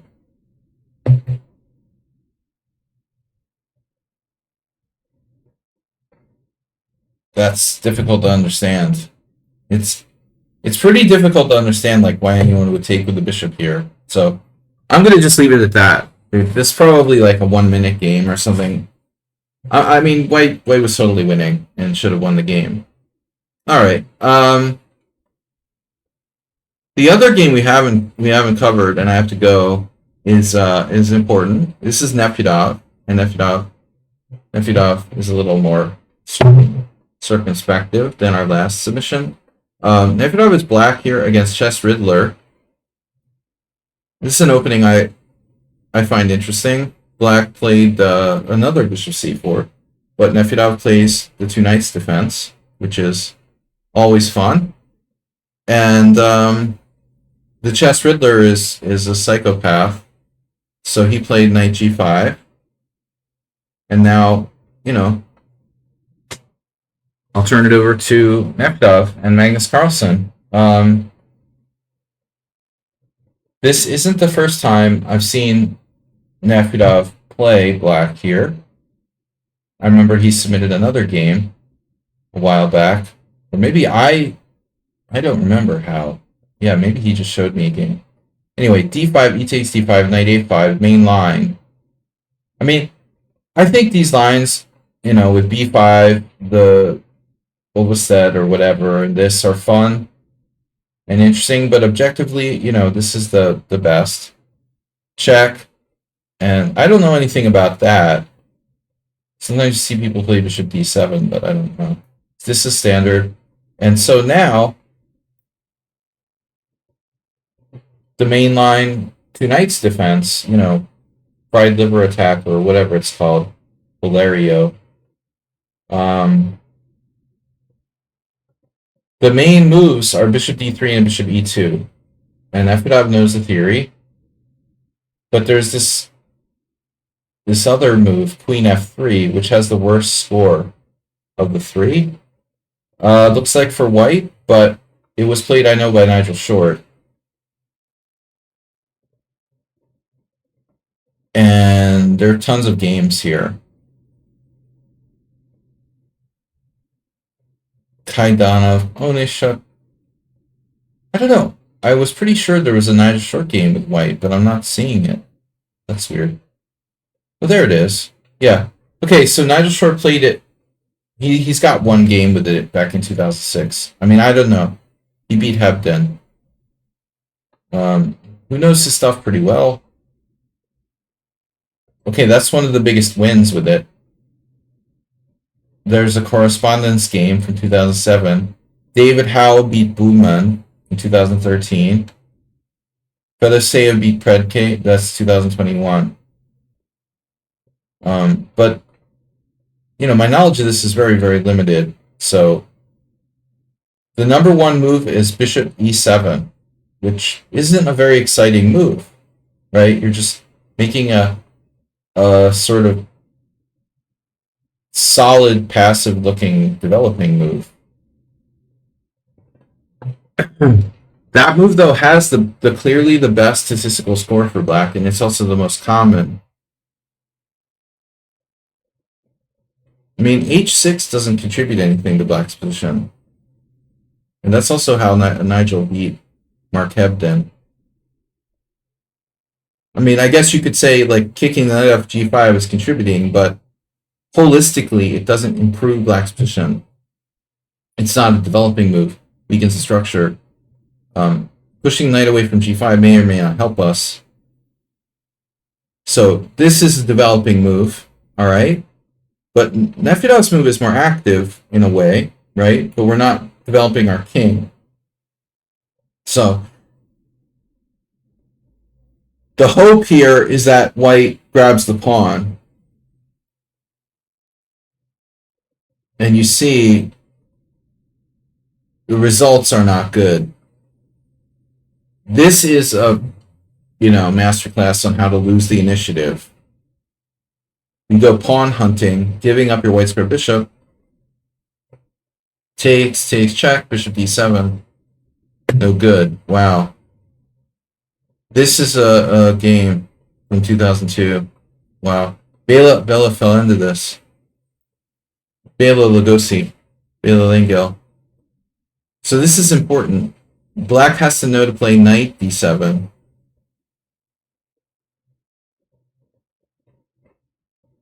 And still black's score, even after knight d7, is very, very good. d3, defending the knight. Bishop e7. And why play h6 when you can make it move with bishop e7? Knight e4. And now rook b6. With lateral. So that's pretty cool. Of course, this didn't happen. The opponent doesn't fall for that. He plays bishop e3. And so this is the critical moment in the opening. Nefedov is not an encyclopedia, and he probably has, like everyone, a limited knowledge here. But again, bishop e7 is the most common move. The interesting thing is that, this feels a bit more active, but is it really? Because you're blocked by your pawn. But I do want to develop my king side. So I guess if I had to vote for something here, I guess I would go with the main line. Bishop e7. It's something special on d6. We're going to get castled. I'm not going to play h6 unless I have to. But Nefedov played an inventive move here. Rook b4. And I got to imagine that this is probably like transposed from a slightly different variation. Maybe Nefedov, saw this in a different line and thought it was the same position or something. Maybe he's just making up a creative new move. Anyway, it's interesting. It has not been played in the tournament world. The chess Riddler played c3. But what is white supposed to do after rook b4? I mean, are you threatening me? The thing that bothers me about black's position besides the knight on a5 is that we're not getting our king out of the center. Sort of reminds me of playing with Sicilian. I mean, in all jokes aside, like, if this is the way we're going to play with black, then why are we playing e4, e5? Why not play e4, c5? But Nefedov plays the Schliemann anyway. So let's see the engine.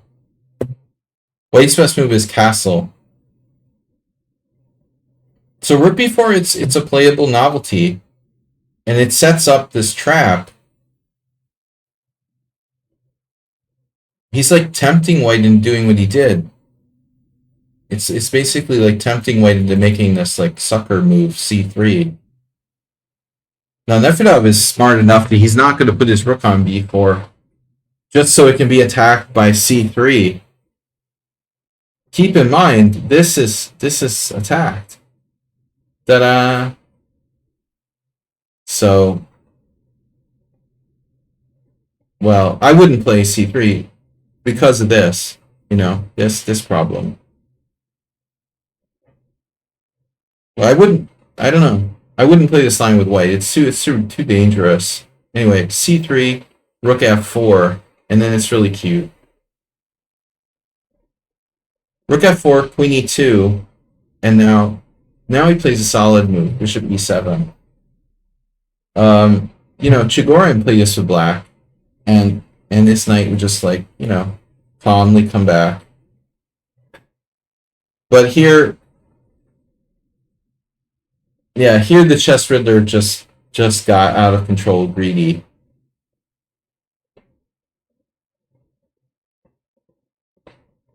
He was riddled. The chess riddler got riddled with bullet holes. Like Al Capone, like an Al Capone movie here. He took the pawn on e5. And the bishop on d3 is hanging, and the rook is hanging on f4. And obviously the knight is defended, but it is in an awkward place. But the point is, like, if you take this, I can take on f4. It's not that clear. But what Chess Riddler missed was this: rook takes f2. And this was in our tournament on Tuesday, you know. So this is a pretty cool shot by Nefedov. You know, rook takes f2, and suddenly white is just like lost. I mean, there's a fork at g4. The bishop at d3 is hanging. White's king is trapped in the center, and black can castle on the next move. It's a disaster. Objectively, I don't know if white has a defense here. I mean, g2 is hanging as well. What can white play? Queen g3? There is no good defense. The best defense available is this. And black has tons of good moves. Rook f5, knight d6 check, queen d6, knight f6 check, rook f6. And you could even play rook takes g2 and allow this, and be clearly better. But I love this move. This is great. And congrats to Nefedov. That was a nice shot. I mean, he's not like a super tactics-oriented player. He plays tactically, but, you know, only when it's like appropriate. This is nice. Kind of like a sound Astrobate style. Astrobate, but in like sound mode. So knight g4, queen e4, and now the queen is, you know, tied down to that bishop. Everything's protected. Rook's protected, knight's protected, knight's protected. Everything's protected except for the g7 pawn, the a7 pawn, and the rook on h8. So he plays bishop f5. That's sort of brutal. Whoops. I think you have a square. He has a4 available. Not good, though. He sacked his queen. Now grabs the rook, but loses his bishop. So white's lost. But Chess Riddler doesn't resign. But at least he's consistent about it. So he just never really resigns. So it's like totally hopeless. Castles d4 and bishop h4 check. Now he resigned. Anyway, Nefedov, nice job. An interesting contribution to chess theory from Nefedov with rook b4 in this slightly rare Valerio variation. So I think we got to everything. Mr. Slow, Mr. Ginger, Sax Draw, Prism, other guy. Chess Fiddler, Masturbate, Sensei. We're good. All right, guys. I'll see you tomorrow. Enjoy my beer. Thanks, Mr. Slow and Masturbate, for massive gifts this week, and especially Mr. Slow. Sun Prism as well. Move 11 also 5 gift subs. Thank you. Enjoy the rest of your trip to Buckfest, and I'll see you tomorrow morning, everybody. But don't drink too many beers. I will see you then, Friday. Bye and have a good night. Mr. Coffee, thanks for joining us. Good to see you. I'm expecting a game soon from you. All right, guys. We'll see you on Friday. Thank you again. Bye-bye.